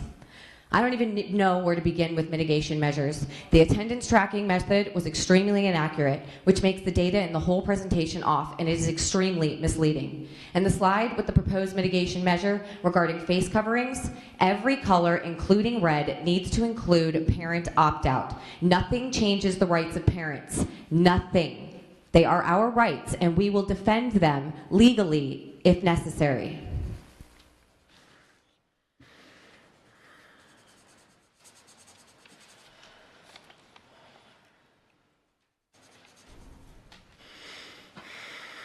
Tara Jenner. I looked at the statute on the Parents' Bill of Rights, and I know that it uses the language opt-out, but there's nothing in there that says that you can't also have an opt-in. In order to make it clear and make sure that the parents are actively involved in the education of their children, which you should be doing, because if not, you're taking on that role. You need to push that role back where it belongs. Even to those that are not that interested in being involved, you need to offer both an opt-in and an opt-out clause in order to make sure that you get information from each and every parent to ensure that they've actually read through it. One of the things that I was concerned with also was the bit about access to information. The statute actually talks about this 10-day time period, and so does your policy, and it talks about how you have to go to a particular forum in order to get remediation in the event that it's not complied with. That's in the event there's a failure on the part of the school to give that information in the first place. So I highly encourage you to make what Ms. DiVigili said, make that information accessible up front so that there's no need for that mitigation language at all. The other thing that I wanted to talk about specifically, just real quickly, anybody who does those slides, please stop using yellow, orange, and green. Those of us that are colorblind, it really screws us over. We can't tell the difference between them. The other thing that I would like to talk about is the issue that's mentioned with home education. I spoke briefly with Mr. Spiro, Dr. Spiro during the break. Home education is not the default. Please stop turfing everybody over there. It's just not acceptable. It's sort of bantered about very flippantly. Just in the past 14 days, the number of people who've signed up for home education has jumped 575 students. Just by way of information, when I started home educating 17 years ago, there were only 650 students, and we have the same number of staff members in that department as we did then. I have sent a letter through to you, Dr. Savage, and this time I've resubmitted it because the last time one of your staff members sent it back to home ed to decide. That wasn't terribly helpful. So this time I also copied it to Mr. Dodig because it's an HR issue. There are some serious concerns there. Also, Attorney Bruno dealing with privacy concerns, having open bay cubicles when people are discussing intimate details regarding their children. We used to have a private office, and that's not there anymore. And we have compliance issues. You're looking at liability concerns for the district.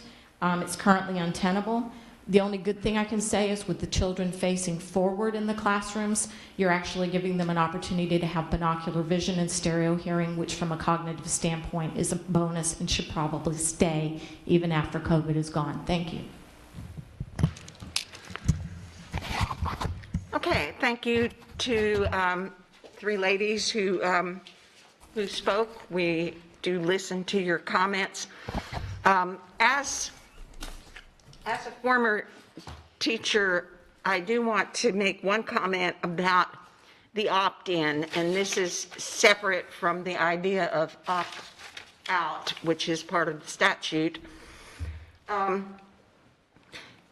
It's really a very impractical thing to have an opt-in. So for instance, and it becomes that much more difficult if you're teaching in secondary school and have 100, 150 students. And so let's say there's something, an issue where it's been deemed that if parents do not want their child to be a part of it, they opt out. Think about the amount of paperwork if you do an opt-in for everything. There's going to be a lot of teachers that a lot of parents that, for whatever reason, don't sign it or don't see it. I think many times that the parents that come here to speak do it through the lens of their own personal experience as parents. But I want all of you to keep in mind that we serve students that are in foster care, homeless students, students that maybe just have one parent at home that's working 2 or 3 jobs, and maybe the level of care that you would give to your own child doesn't mean they love the child less, but wouldn't be there. So there's just the way I see it, and this is my personal view on it, and I think this is a good reason why it's impractical. The amount of paperwork that would be involved and the things that would fall through the cracks if you were doing an opt-in for everything instead of an opt-out. And I'm sure if any of you want to email me about that, that's certainly an option. Okay, so we're going to move to board member comments. And did you have a question, Ms. Gibbons? No. Okay. Are you volunteering to go first? Yes, ma'am. All right, well, you go first then. Thank you very much. It has been brought to my attention through phone calls and messages and texts and conversations that all over the district, that some board members are going to be asking the superintendent to resign because of insubordination. So I just want to get it out there, and I want to read from, you can follow me on, okay. School Board Policy, Authority of the School Board, Policy 1.03. You can follow along starting on line 23. The School Board of Lee County should not be bound in any way to any action on the part of an individual board member or an employee except when such statement or action is in compliance with the collective public action of the board. The superintendent, school board attorney, school board internal auditor shall take direction only from the school board, not an individual member. Neither the board nor individual board members shall give direction to district staff. The reason I'm reading that is I think that we are wasting so much time and energy because some people do not like the person that we collectively as a board put in charge. And I have to go along with some of the comments that were made. I think it's time to stop. We have children to educate. We have communities to nurture and to get involved. We have to, look for the permanent superintendent. There's a lot of work that we have to do. And taking time to just, constantly be looking for reasons why. It's becoming very nitpicky. And it's interesting, I have on my book that I keep my notes in, and there are scriptures on it. And what was interesting, I turned to today, and it said, kind words are like honey, sweet to the soul and healthy to the body. Proverbs 16:24. I think we need to all think about that. Try to look at how we can work together. Again, we are looking to hire a superintendent in the midst of a pandemic, in the midst of possibly having them run for office in 2 years. There's a lot of stuff going on that we don't need to create more issues. Now, I've brought this up before, and I wrote an email, I think it was about a week or so ago, because one of the board members, Ms. Patrica, had, again, given a directive to the board attorney to do something, and no one else was asked about it, no one else discussed it. When I was the chair in 2018-19, I was constantly told, you do nothing without permission of all the board Okay? Remember that, Ms. Fisher reminded me consistently of that. And we all must be treated the same way. If it was good enough to tell me, then it's good enough to tell everyone else that's in their position. We've got to stop the divisiveness and the gotchas and all that. Trust me, I've gone through it for 3 years. We got to stop it. And when people are saying, well, we're all one board, and we're not. We are not, period. It is very clear, it is very open, and here is the policy. We're always told, follow the rules.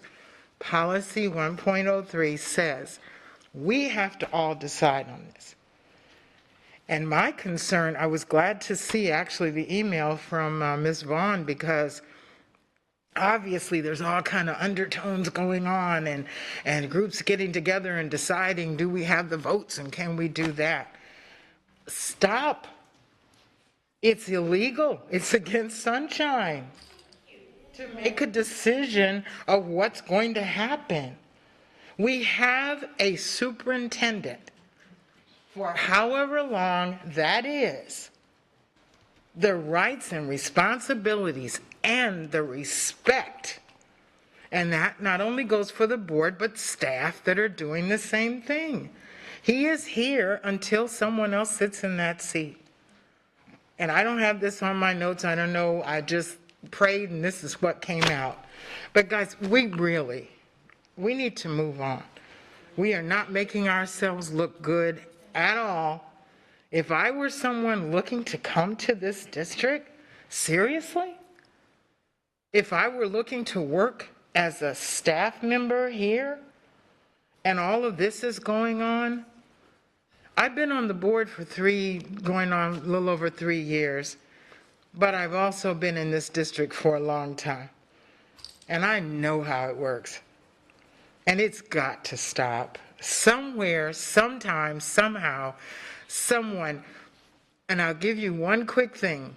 When I was talking, I had my one-on-one with Mr. Collins this morning, and he said, what is something that you're looking for in a superintendent? I said, someone who has strong enough backbone to deal and say, this is what we're doing. You may like it, you may not like it, but this is what we're doing today. And if there's no policy that says we can't, this is what we're doing. We need a leader. And right now we have a leader and we need to listen to what the leader is saying. If that was the case, then we shouldn't have put him in, but he's there. What are we teaching children? That if you don't like something, you stomp your feet and you gather people behind you? We've got to stop. I'll stop preaching, that's my sermonette, but I really believe we need to look at policies. There is no policy that says, and I've heard Ms. Patrica several times, I want to see this report. I want to see that. In 2019, when I asked for stuff like that, I was told clearly, you have to get the board's approval to get that report. So I think we need to do that for everyone. Thank you. Thank you. Okay, Ms., and please, a reminder, please do not call out from the auditorium. Okay, Ms. Jordan? Okay. Let's see.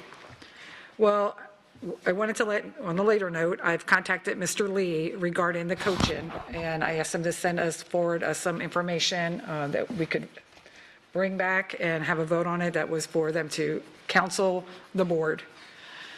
So, and that was asked me to do, so I wanted to let you know that. RSM, I'm still waiting to hear back from them. So that's those two things that I have been asked to do, so I'm following up on that.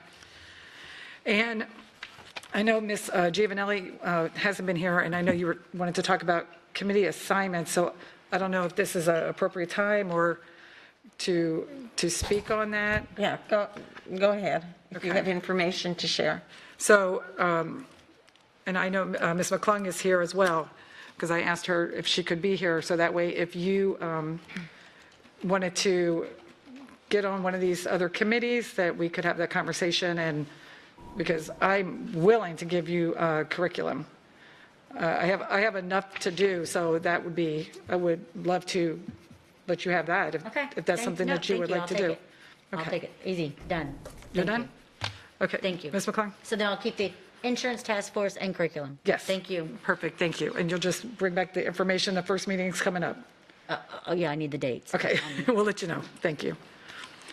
Okay, so, and then, that was easy. Okay, so then the next one is, I brought this up yesterday about the associate principal, and I wanted to bring it back again. I was just a little bit concerned because I'm not sure if the process has been followed. I was told that it had been followed, but when I looked at the LTAD manual, I just want to make sure that in the process of the associate principal, that all of this had been done as far as all the people that are supposed to be engaging in this process have had a meeting prior to the associate principal being named. And I'm not sure who can answer that question. Because it, based Do you want on. to ask it? We can Dr. we Savage, can make sure to you get a full answer to that. You said specifically from a manual? Well, You're talking from HR, the HR manual, the process? Yes. Okay, so we can certainly get a response back on that, of what was followed in that piece. I haven't been directly, only kind of peripherally involved, so to my knowledge, there has been some. I was on the awareness that was asked yesterday, so we'll make sure we can get you an in-written response to that. Thank you. And Dr. Savage, you would have been involved in it based on the criteria of who's supposed to be engaged. You are one of those people that should have been engaged in this process. There is multiple people that should have been a part of this, so that's why I want to make sure that all of that had taken place prior to, and this is coming up tomorrow. Or actually, it's coming up tonight.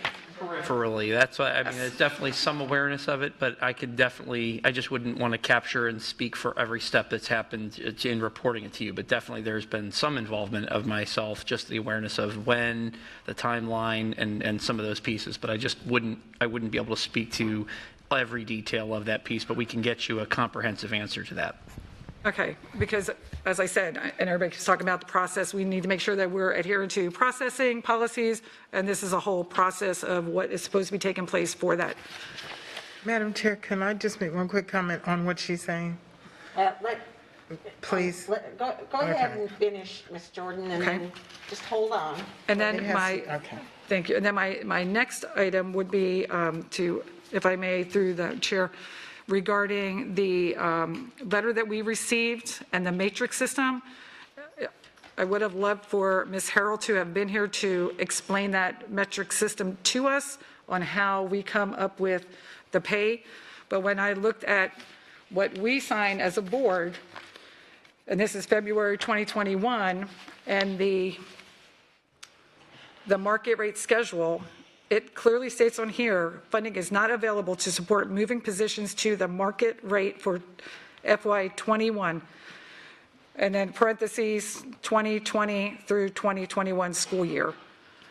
And that is signed by us and approved by the board.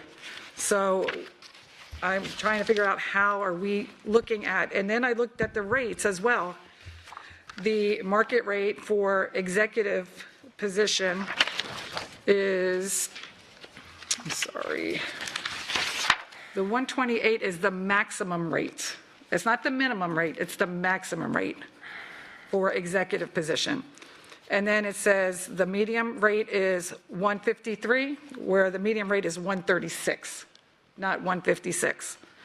And that you will be hiring people at 162 for those rates. So if I could get an answer on that. I'm happy to clarify on that, absolutely. So yeah, I think there's a bunch of things kind of being kind of jumbled up here, so I'm going to try to clean that piece up. So we have kind of administrative salary schedule specifically related to our executive. We had an executive pay study back in 2018 that gave us kind of our current iteration of our current system. That system is what we've used. All of the jobs that we have kind of fall within that piece, and it kind of predetermines. The specific memo, the reason why it was issued had actually to do with actually assigning a pay value to newly hired staff. So what had occurred was I was reviewing the executive pay and how it was essentially applied, and then I was expected to authorize and sign a document that would have essentially placed a person on the pay scale. But the nature of how it was being implemented by the executive director at the time, which was Ms. Harrell, who attempted to kind of implement this process, what it uncovered was some significant issues.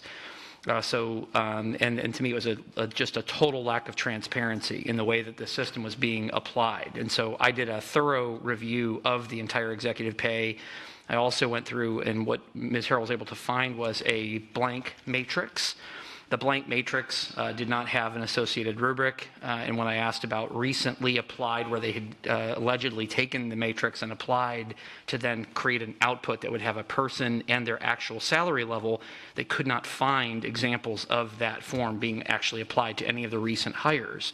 The concern there is that when digging upon that piece and inquiring, it was understood that a single individual would essentially place a person's pay. So essentially a single individual would attempt to take purportedly a form, then again there wasn't evidence that this form had actually been completed, and then the output would be a person and the rate of pay. So the reason why I had to get involved in this, and the whole reason for commissioning the memo, was because I couldn't defend a process that lacked that type of transparency. So while we say we have a range and so forth, and all those ranges were observed. So just to clarify, the median was that midpoint. What you saw, what you referenced in the discrepancy between those numbers is the bottom level of that scale. The challenge with the way it was presented in the executive manual is that it portrayed as if a chief could be anywhere from that minimum level that you mentioned all the way up to the maximum.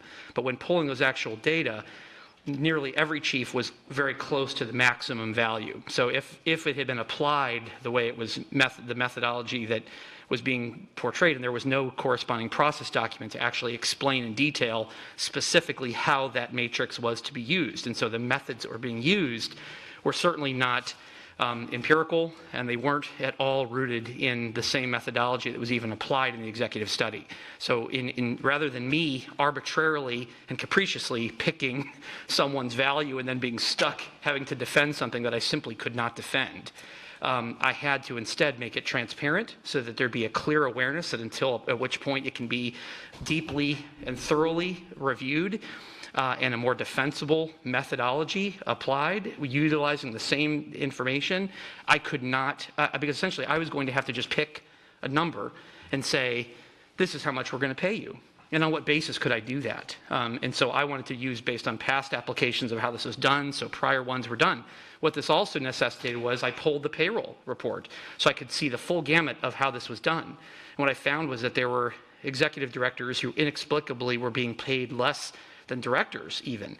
And this type of vast discrepancy, in spite of the fact of the vast purview of what they had to do, just did not reconcile with any kind of basic judgment relative to this piece. And so for me, I had to memorialize this in a memo that I wanted to share with the board, because otherwise people could not have received their pay, because there wasn't a clear, transparent process by which this could be applied.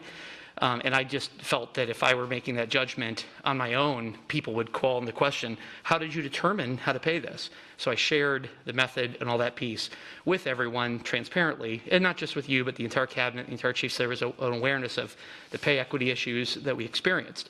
All of this is being done within the budgeted positions. So this isn't asking for additional money or anything along those lines. It's simply acknowledging where within the range is and the associated piece to that. Now, that said, I did take all of the information from the executive pay that was done in 2018. I took all of those values and put them into a spreadsheet so I could do additional quantitative analysis of these aspects as well, just to gain deeper understanding into some of this work. And so I did uncover, again, additional concerns with the way that these values were derived. And that includes both the analysis of all the other districts, how they had their senior staff memorialized into how these were picked, as well as through the ERI as well. So I look forward to more conversation on that, but what I really wanted to do was have an independent third party with expertise in this particular area unpack this a little bit deeper. In the meantime, I needed a way to be able to compensate people. Otherwise, I could not hire anyone for any of those positions because there would be no defensible mechanism by which to apply it.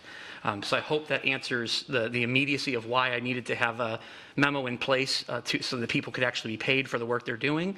But I was very careful in the memo to also not imply that people would be overpaid or underpaid, that after a more thorough review by folks who could make sure that it doesn't lack transparency, that this could be done fairly for all people involved.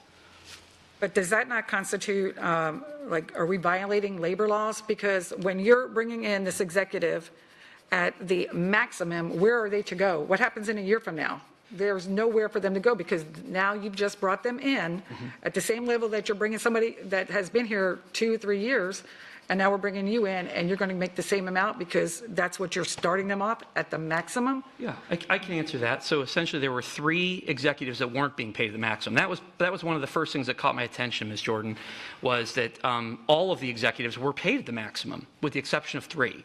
And I could not find any discernible criteria based on how those scores were derived that those 3 individuals who are already existing staff, why they were not paid also at that maximum level, or any record of how they derived where they were placed in terms of that salary range. So that's part of the concern, was that ensuring that we didn't have an indefensible model. So it's not as if there was this vast range and folks were here and here. It was everyone was at the ceiling effect of it, and the folks who weren't, there wasn't a record of how that was derived that I could defend. So placing anyone at that level, by placing everyone at that level, that ensured that there was equity in the sense that all of them were placed consistent with where the vast majority of those positions were already. Why that wasn't done in the chief situation was similarly, had we applied the model, then inevitably we would have priced a person far below what the other chiefs were making. So instead we went to the minimum value, the lowest paid chief, and that's where we landed from that piece, so that there wasn't anyone who would be brought in at a lower value with a methodology that I could not defend. Just lacked total transparency. So and this was probably much longer than this meeting could be. So the medium is, again, for the chiefs is 153. But on here, the minimum is 136, and this is what, again, this is our administrative salary schedule that we, as the board, decided that we were going to go by, and that you're starting them at 162. Yes, which is the minimum. So the range, what you're seeing is those are statistical measures of the range. In terms of how it's actually applied, so that where people are actually being paid, that 162 is the minimum chief level that's currently been applied. So essentially what this will do is create pay equity, that any person hired at that level will be hired at that minimum value, which is consistent. The idea of not placing them lower than that with an indefensible methodology. Does that make sense? Okay, so this is new hires, and this is supposed to take in effect now, but you just said that you've looked and there were 3 who were not making it. So the new hires are coming in and making more than the ones who have been here. In terms of the chief level, there are none lower. All of them are set at the minimum value. In the executive level, what we did is create the equity where all of the levels of executive are paid at the same level of compensation, because all of the executives other than 3 were already placed at that maximum value. And again, there wasn't a clear defensible record of how those were derived. The whole point of this was that when a person's hired, there's a sheet that corresponds to it and essentially says, here's what this person's supposed to pay. It's so that when the payroll set up, they understand how much they're going to pay that individual. Essentially, there's the HR director signs it, or the HR chief signs it, and then the superintendent signs it. And so for me to rely on that value, I had this presented to me, and that was part of what was evident, was that there was a major discrepancy in how this was being applied that caused great concern to me. Well, I don't think that Ms. Harold had anything, because she was not in that position to do that. But I guess my big concern is the fact that we signed this agreement, my name's on there. That's right. That says funding is not available to support moving positions to the market rate for FY21, 2020 to 2021, but yet you're saying we just did that. No, that's not what this is. So the additional market rate analysis to try to bring more positions into market rate accounts for the fact if you're adjusting positions that are potentially of an unknown cost differential, may come down, may come up, that we didn't engage in that work. And I think it was referring specifically like school leaders and so forth. This is all within already approved. This isn't shifting anyone to a different rate. This is to unknown rates, as the market analysis does. This is the existing rates. It's simply acknowledging that the range that is approved, and it's still within that range. This is just clarifying how those numbers were placed. Okay. Well, I have an issue when we're so concerned with just Schedule M, and then we have all these other people that, I feel like we're back when we first started here years ago. And I just want to make sure that my name is on this document, that it's understood what we're doing. Okay, and if I may, I know Ms. Morgan brought up yesterday at the workshop this issue, and we said, well, we'll wait till Dr. Savage comes and he can, but I think we have a lot of things here that are unresolved, and he does a great job of explaining, but there's a lot for us to take in, and we're not all looking at the same data and all of that. So, Ms. Jordan, were you able to, or have you, did you intend to see about putting this topic ASAP on an agenda that we can? I think that we all need to understand, because when I saw that my signature was on this, that was a concern to me, that we're saying that one thing and then all these numbers that I've been looking at. So I do have concerns about this. I think probably all of us have concerns, but what I'm saying here is that instead of piecemeal, well, my concern's this, I think we all do have concerns, and I think it's very legitimate what you're bringing up, that we actually need to get on an agenda where, I know Dr. Savage has sent the memo out, but a PowerPoint, something we can be looking at in front of us, and, instead of people's names, Ms. Jones, Mr. Smith, Mr. McGillicuddy, whatever. And to me, that's the only way we're really going to be able to understand it, and all of us having that, it's the, what did you say, it's the manual, the executive pay manual in front of us, and so that we can all at once consider this, but it's such an important That's fine. I mean, topic. if everybody's willing to, if people want to have a conversation about it, I think it's important. My comment about it is, I recall all of this very clearly back in 2018, when the executive pay scale was done. And I sat in a one-on-one meeting with the superintendent and Dr. Pruitt, and they had, what they told me was, this matrix that was to be used. I asked in that meeting, can I please have a copy of that? I was told, no, it's still in the formation phase, and they both told me that, and when we finish it, then you'll get a copy. I asked repeatedly several times, and I never received it. I don't know if anyone else did, but I never saw it. And I asked, you can go back and watch meetings, where is the plan? Where is the matrix? Well, we're still working on it. It was not transparent. And then 2 weeks later, there were executive pay raises that we were not aware of. At least I wasn't. And I was the chair. So my point is, it was not transparent.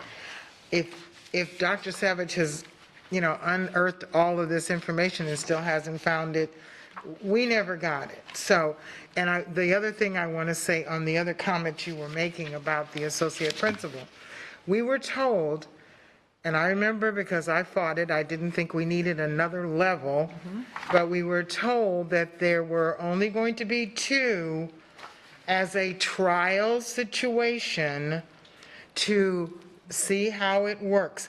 Neither of those 2 have lasted through their time period to go in to give us any type of information or data as to whether this is something necessary or unnecessary. And the situation with the one on the agenda tonight is tricky, because my understanding is you had APs at that school and you're bringing in someone else from outside is just, I really don't understand that. I don't understand why one of the ones that have been there, which is the whole purpose of preparing someone to know those schools and know the building, I don't understand bringing in someone else. Okay, so I'm going to call a halt to this discussion because this is a very important discussion that we need to, as I mentioned, we need to have the manual in front of us. We need to see the matrix, which apparently doesn't exist, the Phantom Matrix. Sounds like a movie, doesn't it? Ms. Jordan will, she's going to set it up. So let's table this discussion for now and say that we are absolutely going to be taking this in detail. Did you have anything else? Yes, I do have one more thing. To add, Sorry. Please do. The other thing that I wanted to find out is what is going on with early childhood, who is overseeing that, and I had heard that the people there who are already existing there had no knowledge that their person was leaving. So that's something that I'm trying to find out why that happened.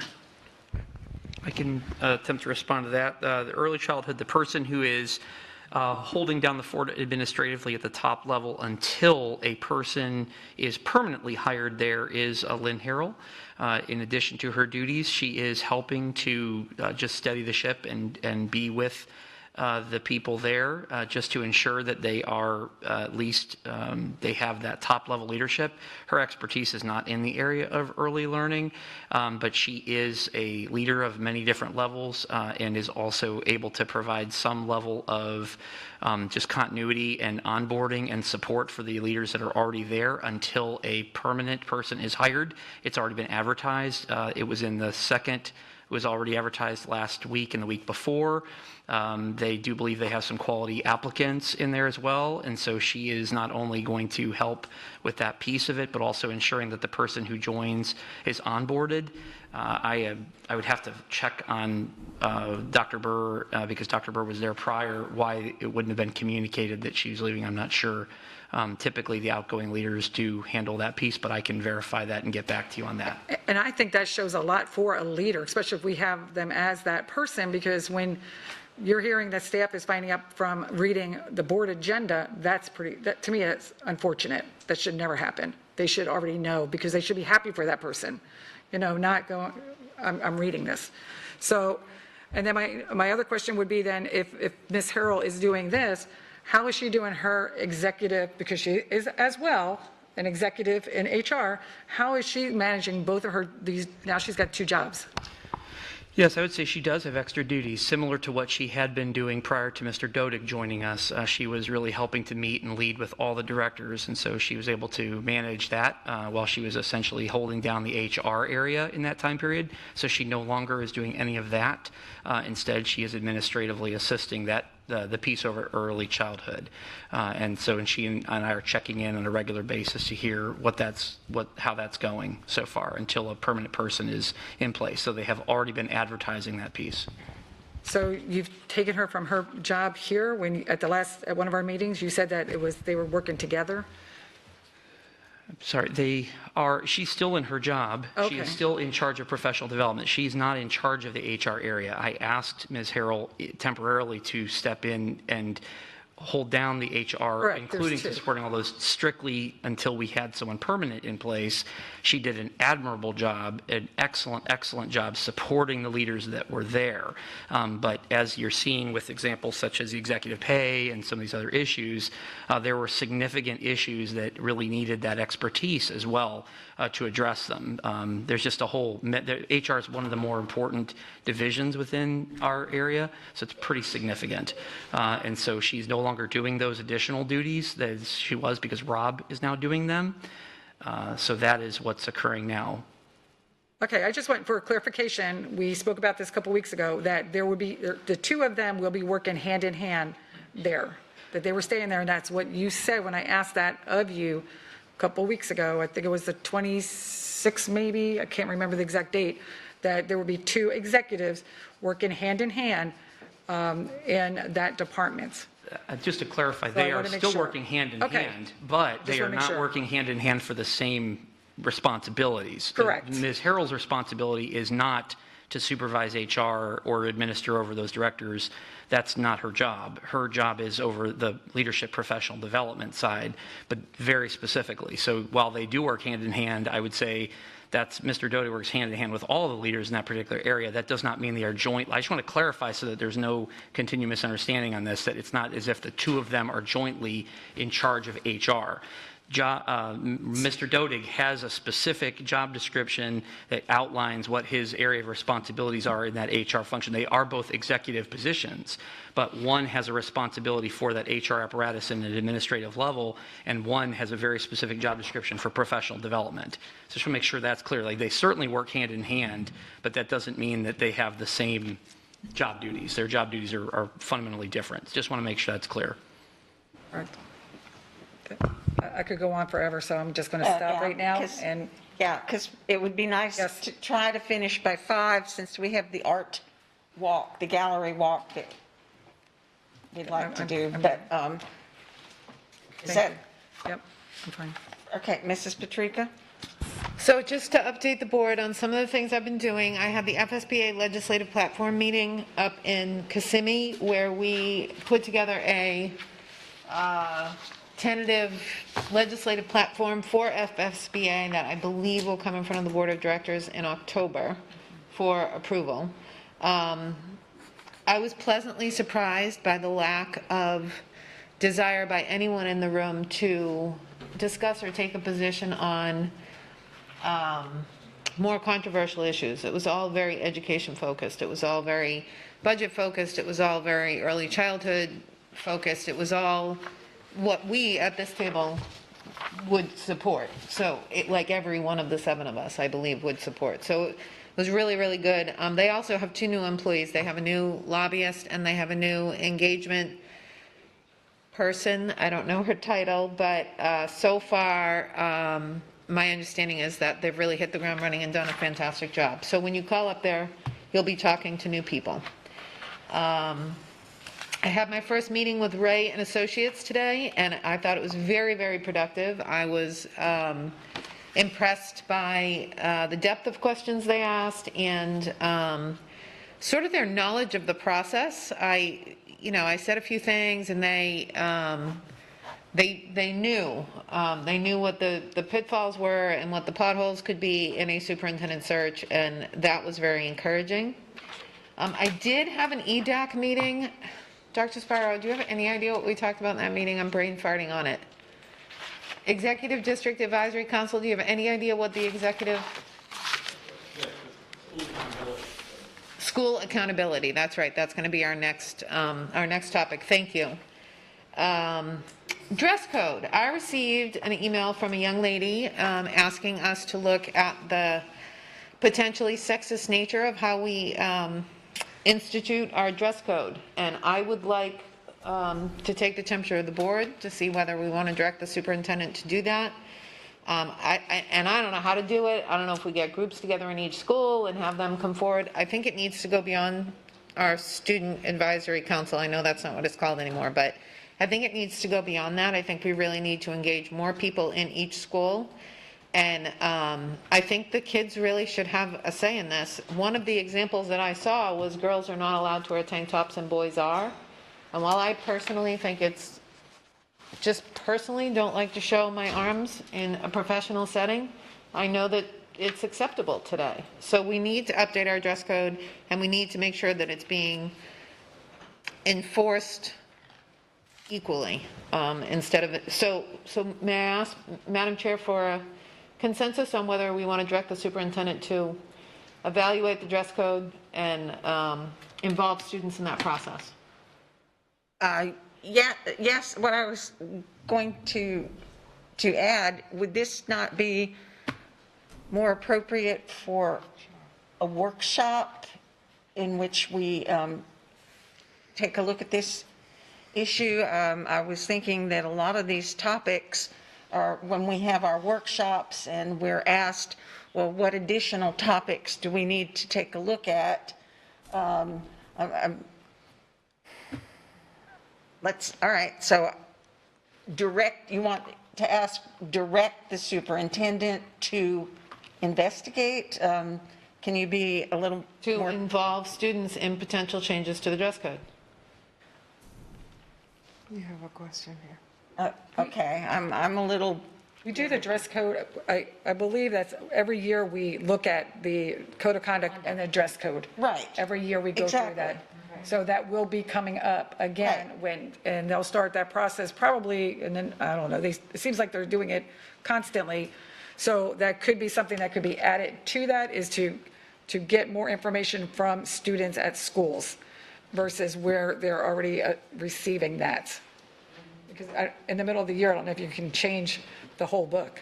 No, I'm not suggesting that we change in the middle of the year. I'm suggesting that we get student involvement in the Sure. process so that when we make our decisions for next year, those changes are included. yeah, I totally agree, but I'm not sure, because you said direct the superintendent, and I'm thinking it might be more appropriate to, as Ms. Jordan suggested, as a precursor to our code of conduct for next year, we can, pretty far out instead of not, the last minute, but start gathering that information, because I think what you're saying is very important.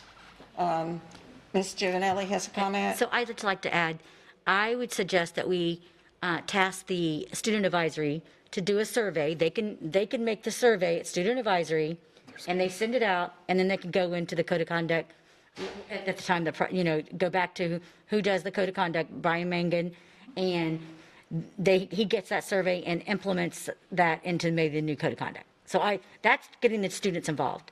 I mean, That's a good idea. I don't know any other, and that touches all the schools. They send the survey out that way.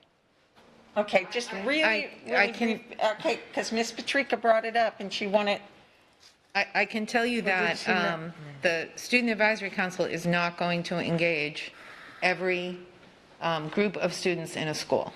And so what I'm looking for is involvement by groups of students in each school, for them to have perhaps a spokesperson who comes forward and makes recommendations. We had a young lady. I'm sorry, go ahead. We had a young lady who put forth effort to petition the school board for change, and she got thousands of signatures, and she was very well spoken and she was very appropriate. And I think that if we don't act specifically on her request, we are not doing our job for students. I don't think Student Advisory Council is sufficient. I think we need to do more, and if we wait too long, and we're coming up on the new student code of conduct, there needs to be a process here to get students involved at every school. Real quick, so we have a lot more that we need to May I cover. make a comment on it? Everyone else has. Okay. So here's the thing. I agree with Ms. Patrica that the young lady that started it should be involved. If she's not a part of that organization, then of the group we already have. If she has over 1,000 people signing, then why not ask her to give us the list from each school and let her, work with whomever to come up with their thoughts and ideas. I do agree with you that everything cannot go through the Student Advisory Committee, because there are different things that they feel are important and others don't. So I agree that somehow or another we get staff to maybe meet with her and with the superintendent decide how that would work. but to involve her, because the worst thing you want to do is to exclude her from something that she's that passionate about. I believe via Dr. Spiro that Brian Mangan is already in communication with the young lady and that there is some engagement already on that. So I think that part at least we can say is occurring, but the idea of getting more students involved, it's helpful to hear kind of the dialogue up here at the board level as well. Right, and maybe you can just report back to Okay, us. so, yeah, how about, Dr. Savage, since you know that Mr. Mangan is already dealing with that, could you maybe send us an email, and maybe he has some suggestions, and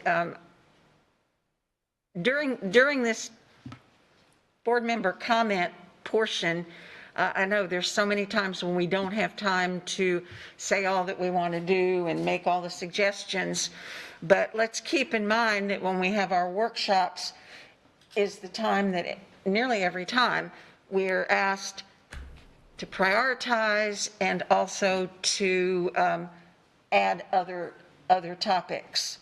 So Ms. Patrica, would that work if the superintendent gets a report from Mr. Mangan and gets back to us on what the situation is? Whatever. If I may direct a question through the chair to Dr. Savage, has Chief Newland reviewed our assessor processes, given the recent issues surrounding that, please? Yes, not just Chief Newland, but really an entire team of involved folks. Mr. Mangan, his expertise, Chief Newland. I mean, it was just we actually met as a team, I believe it was earlier today, to kind of hear some updates on some of the recent reporting, some of the recent incidents, and all that piece. So it's being handled very professionally and thoroughly as we speak. So if we could add to the parking lot, please, an update on assessor safety and security for approval by, thank you. Point of order, do we not ask for the group to decide if something goes on the list? I'm just checking. If I may? Yeah. Once we have that, then we bring it back to all of us at that particular time, and then we decide whether we want to have that conversation. Anybody can put anything on there. Thank you, Ms. Wong. I have gone back to school. I am a student in Parent University. So challenge me, people. Make me learn stuff. Dr. Savage, if I may suggest, I did ask at the table if we could have one of those videos done, and I said Parent University style videos on how a parent can access Google Classroom, and that was in Parent University. But if I'm not a parent who's watching Parent University videos, it's buried in there and I don't know it's there. So if we could extract that and put together something out, you know, throw it out on social media, throw it out on the website, that would be great. I now have access to my kids' classrooms. I'm getting emails each week. It's really a wonderful tool now that I know how to use it. Dr. Quisenberry did a fantastic job of teaching me what to do step by step. I ran into specific problems because I'm a district person with a district account and whatever. It got all screwed up because my kids have district accounts, but that's not the typical experience of parents. So it was really good. I appreciate that. And if we could get it out in like a shorter video, that would be awesome. Finally, or two more issues. I would like the board, another parking lot issue would be policy 1.181. If we could add that to the list of potential discussions for the board. I do believe we have a problem, through the chair to Dr. Savage, the mask decision being made without calling the leadership team together for feedback from us and for a community discussion was unprecedented. Every time we have had a discussion or a change or a decision made regarding those guidelines, we have always had a public meeting surrounding it. And denying us that opportunity was very, very troublesome to me, and I was very, very disappointed. So I'd like the board to look at potentially amending policy 1.181 to require a public discussion when major changes are going to be made to PPE in a non-emergency situation, which is essentially what happened last week. Major changes were made. We were not in an emergency situation, and the leadership team was not part of that decision. So I would like that added to the parking lot. And finally, I don't know that now is the time because we are running low, but superintendent evaluation. I don't know whether we're going to be sticking to our regular timeline there. This is an unusual situation. So I think the chair usually works with somebody in the audience to, there you go. If you can update us on that the next time you're sitting over there helping us do other stuff. If I may ask permission to have that brief update from a staff member on that, I would really appreciate it. Those are my comments for today. Thank you very much. Okay, Ms. Giovanelli?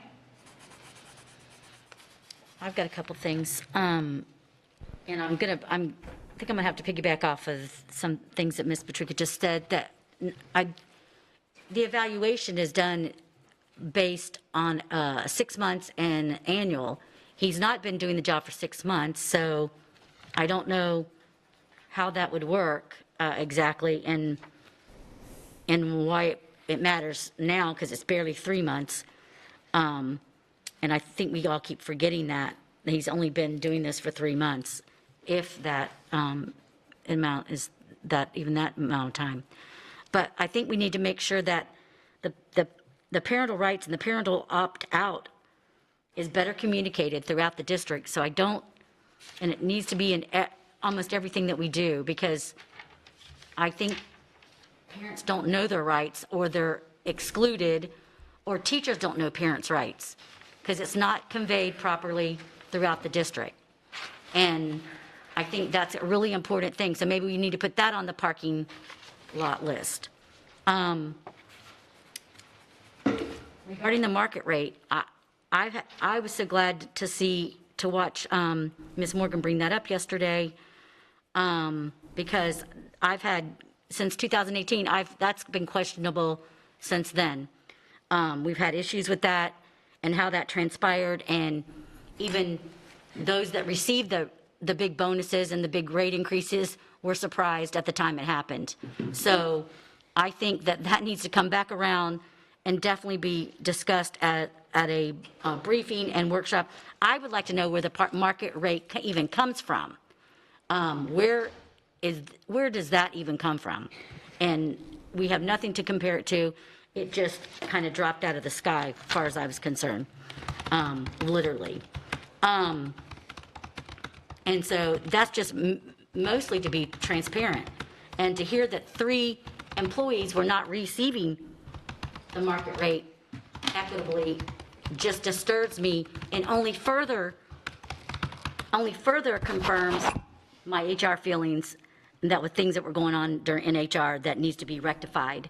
And so I think that it's vital that this market rate discussion needs to continue. Regarding early childhood and LAMs, I've been receiving, there's been an issue going on there for over a year.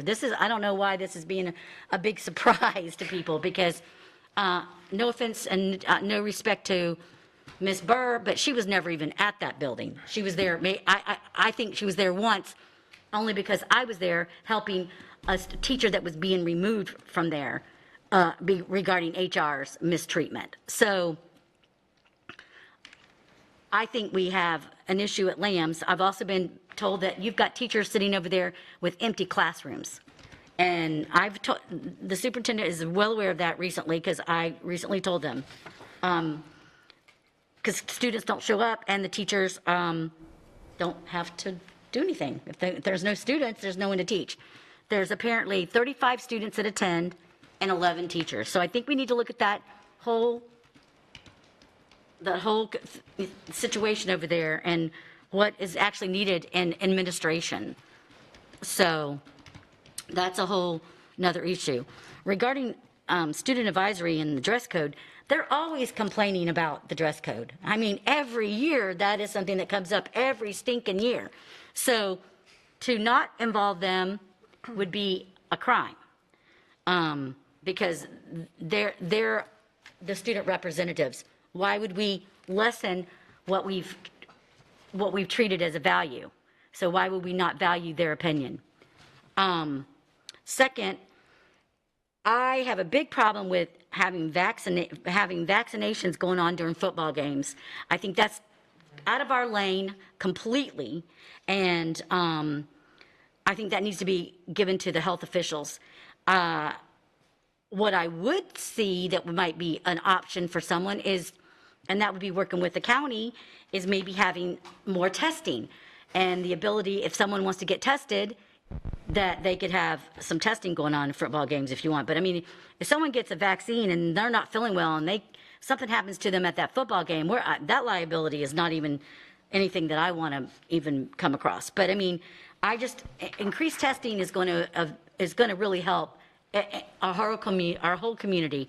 I feel like that's how our numbers rose so fast, because the ability to get tested, people didn't know they were sick and they were going to work, they were going to school, they were sending the kids to school sick, and that went rampant. So I'm trying to see if I got all my notes, because I wrote down all kinds of stuff. I still think that the PowerPoint presentation that we had today was still very good, because we have to stay on top of this. We cannot sit back and think everything's the same as last year, because it's not. And we have to be ahead of the game. We have to be proactive instead of reactive. And unfortunately, we became reactive because of the transition period from one superintendent that left in the middle and for another superintendent takeover that was that communication did not happen. So that's a reflection on us as a board. And so until we as a board take responsibility, I don't know how we can blame anybody else. So I just appreciate everything that's happening in our schools and happening through the superintendent with his limited capacity that he's been afforded, and hopefully that he'll get people in that will get on the bus and work with him instead of against him. Thank you. Okay, Mrs. Fisher? Thank you. I'm going to reserve my comments for later this evening, based on the fact that it's 4:56 and Designs and Dreams is at 5. And some issues have been brought up at this table this afternoon that to me indicate a lack of honest communication, collaboration, and competence. So I will reserve my comments for later. Thank you. Okay, Mrs. Morgan? So a couple brief ones. First of all, I was disappointed that we had the workshop not in the pit yesterday. You know, I feel sorry for Ms. Fisher, because every time I talk, she's one of the few people who's looking at me. And so it's like we're the only people who communicate. And I would really like to be sitting in a situation where I'm looking at somebody other than Ms. Fisher. So just saying, we don't look you at with one. your mask and her with her ears. You should be enjoying the meeting. Just saying that I miss the opportunity to interact. Anyway. Secondly, I did have a call from a constituent wanting to know, they told me that Colorado and Florida are the only two states that have not filed plans for the federal money with the federal government. I would like to know if that's the case, and does anybody know anything about it? With respect to this conversation about personnel, I'm very concerned. I have spoken with the superintendent about our process, and I have suggested to him that if he doesn't like our process or the process that's in place, that a new, his process needs to be brought forward to the board. So we all understand, and so the staff and community understand what the process is. I have asked for the process and not received it. So I'm asking through the chair to ask the board whether they're willing to direct the superintendent for every position that is brought to us for transfer, appointment, reassignment, whatever. We get a job description, we get the salary with an industry and district comps. We get the date posted, we get where it was posted, we get when the search was finished, we get who processed the applications, we learn who interviewed the candidates, and what the recommendation was. I would like to know the process until there is some effort made to clarify for all of us exactly how these various changes are taking place. And I also want to mention, I want to take the opportunity to mention this because it's very concerning to me, and I've talked to people in the community about it, but sort of hesitated to bring it up to the board, but it's because of the conversations we've been having, I'm going to do it. And that is that I believe the superintendent made it very clear to me, because we did have a discussion about process. I asked him what the process was. He says there a process, but he has absolute authority to make the final decision. I said, we need to know what the process is so that staff has confidence in the process. And he said, yes, you're right, but I get the final decision. And I brought it up a third time, and I said, if we don't have a process, appointments appear to be arbitrary and capricious. If you don't like our process, then let's have a process that we all understand. And he said, yes, I agree, but I have final decision. So I think, that's absolutely true that he has final decision. But I think if that's the way it's going to be, that we need to understand, and I am not a micromanager, and I don't believe in micromanagement, but right now I don't have confidence in the process. So, dress code. I just think we should direct the superintendent to ask whoever's working on the code of conduct for next year to make certain that the dress code is addressed somehow by students. There you go.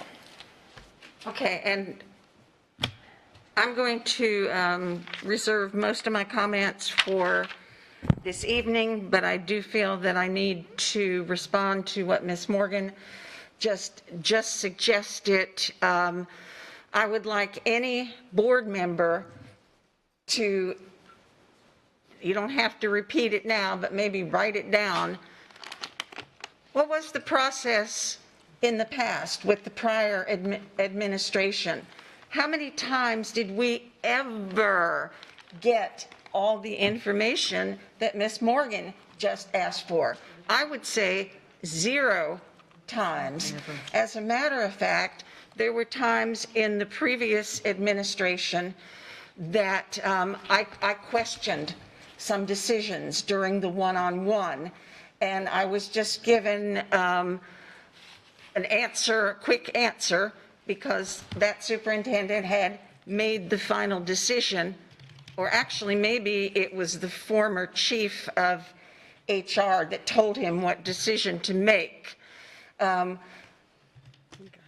Regardless, and I feel that that occurred, I think what I'm hearing here are asking Dr. Savage to jump through hoops that the prior administration didn't have to do. And I think that the two, we are, as Ms. Gittens read from policy 1.03, and we make our decisions as a group. And the last time I checked, as a group, and I believe it was 5-2, we decided to put this superintendent in charge. And again, typically a superintendent is evaluated every 6 months, not after less than 3 months. I'm tired, quite tired of the additional charges that go from the people that are feeling that their power from prior individuals in charge in our staff and the prior superintendent, that their power and influence perhaps is waning a little bit, and they're trying to put their individual pressure on the current superintendent. And when we have more time, probably I will bring this up this evening. I'm going to, and I already emailed it out. I'm going to call for censoring on sunshine violations because there have been sunshine violations, and it's all over the community. I've gotten information, everyone from staff, upper level staff members, through people in the community that never even agree with me, that have sent this out, and how certain members have put pressure on other people so that they achieve the votes. And I don't care if it's direct or if it's the daisy chaining, it is still happening, and it must stop. I will continue this later. Attorney Dupree-Bruno, do you have comments? No, I don't. Okay. Dr. Savage. Just one comment, just to clarify. I know when we have conversations, sometimes one person hears one thing and someone else hears another. And so I just want to, from my perspective, I just want to clarify, I have been following the processes, the established processes. I have followed them. That's what I continue to follow. Inside of the processes, there are exemptions. Those are parts of the process. So in following an exemption, it's not that I just get final decision over everything and I can waive whatever process. I'm following a process which says that with executive positions, I can exempt from certain phases of that process. That is literally written into the process itself. So when I am doing those things, I am doing so while following the process. So I have not replaced it with my own process. I'm not inventing a new process. Even in the executive pay piece, again, I'm working within the existing parameters of what I have. I simply need it to be transparent and objective. And so I just want to clarify from my perspective, what I said was, yes, I am following the process. When I do an exemption, when I take advantage of one of the exemptions that is written, memorialized within that process, there's a very specific reason, such as in the HR, so that I can have a person who knows the law of HR and understands how to implement, so that I'm not having to personally administer the pay and things along those lines, because there isn't a knowledge base to be able to do that. That's the type of thing that necessitates me utilizing an exemption, whereas for all the other executive positions, those things are following the established process, going through the normal mechanisms. All of the pieces that you requested, those are all pieces that already occur. We have that, and we have that information. In fact, one of the things we're bringing forward for your one-to-ones next week are specifically some of those things, where they're at within the existing process. So those processes are followed. They certainly are. I just wanted to verify and set the record straight that I'm not coming up with my own. I'm literally following the ones that exist, including the pay within the existing parameters of what I have. And that's my comments. Okay, it is 5:07 p.m. This meeting is adjourned. Copy.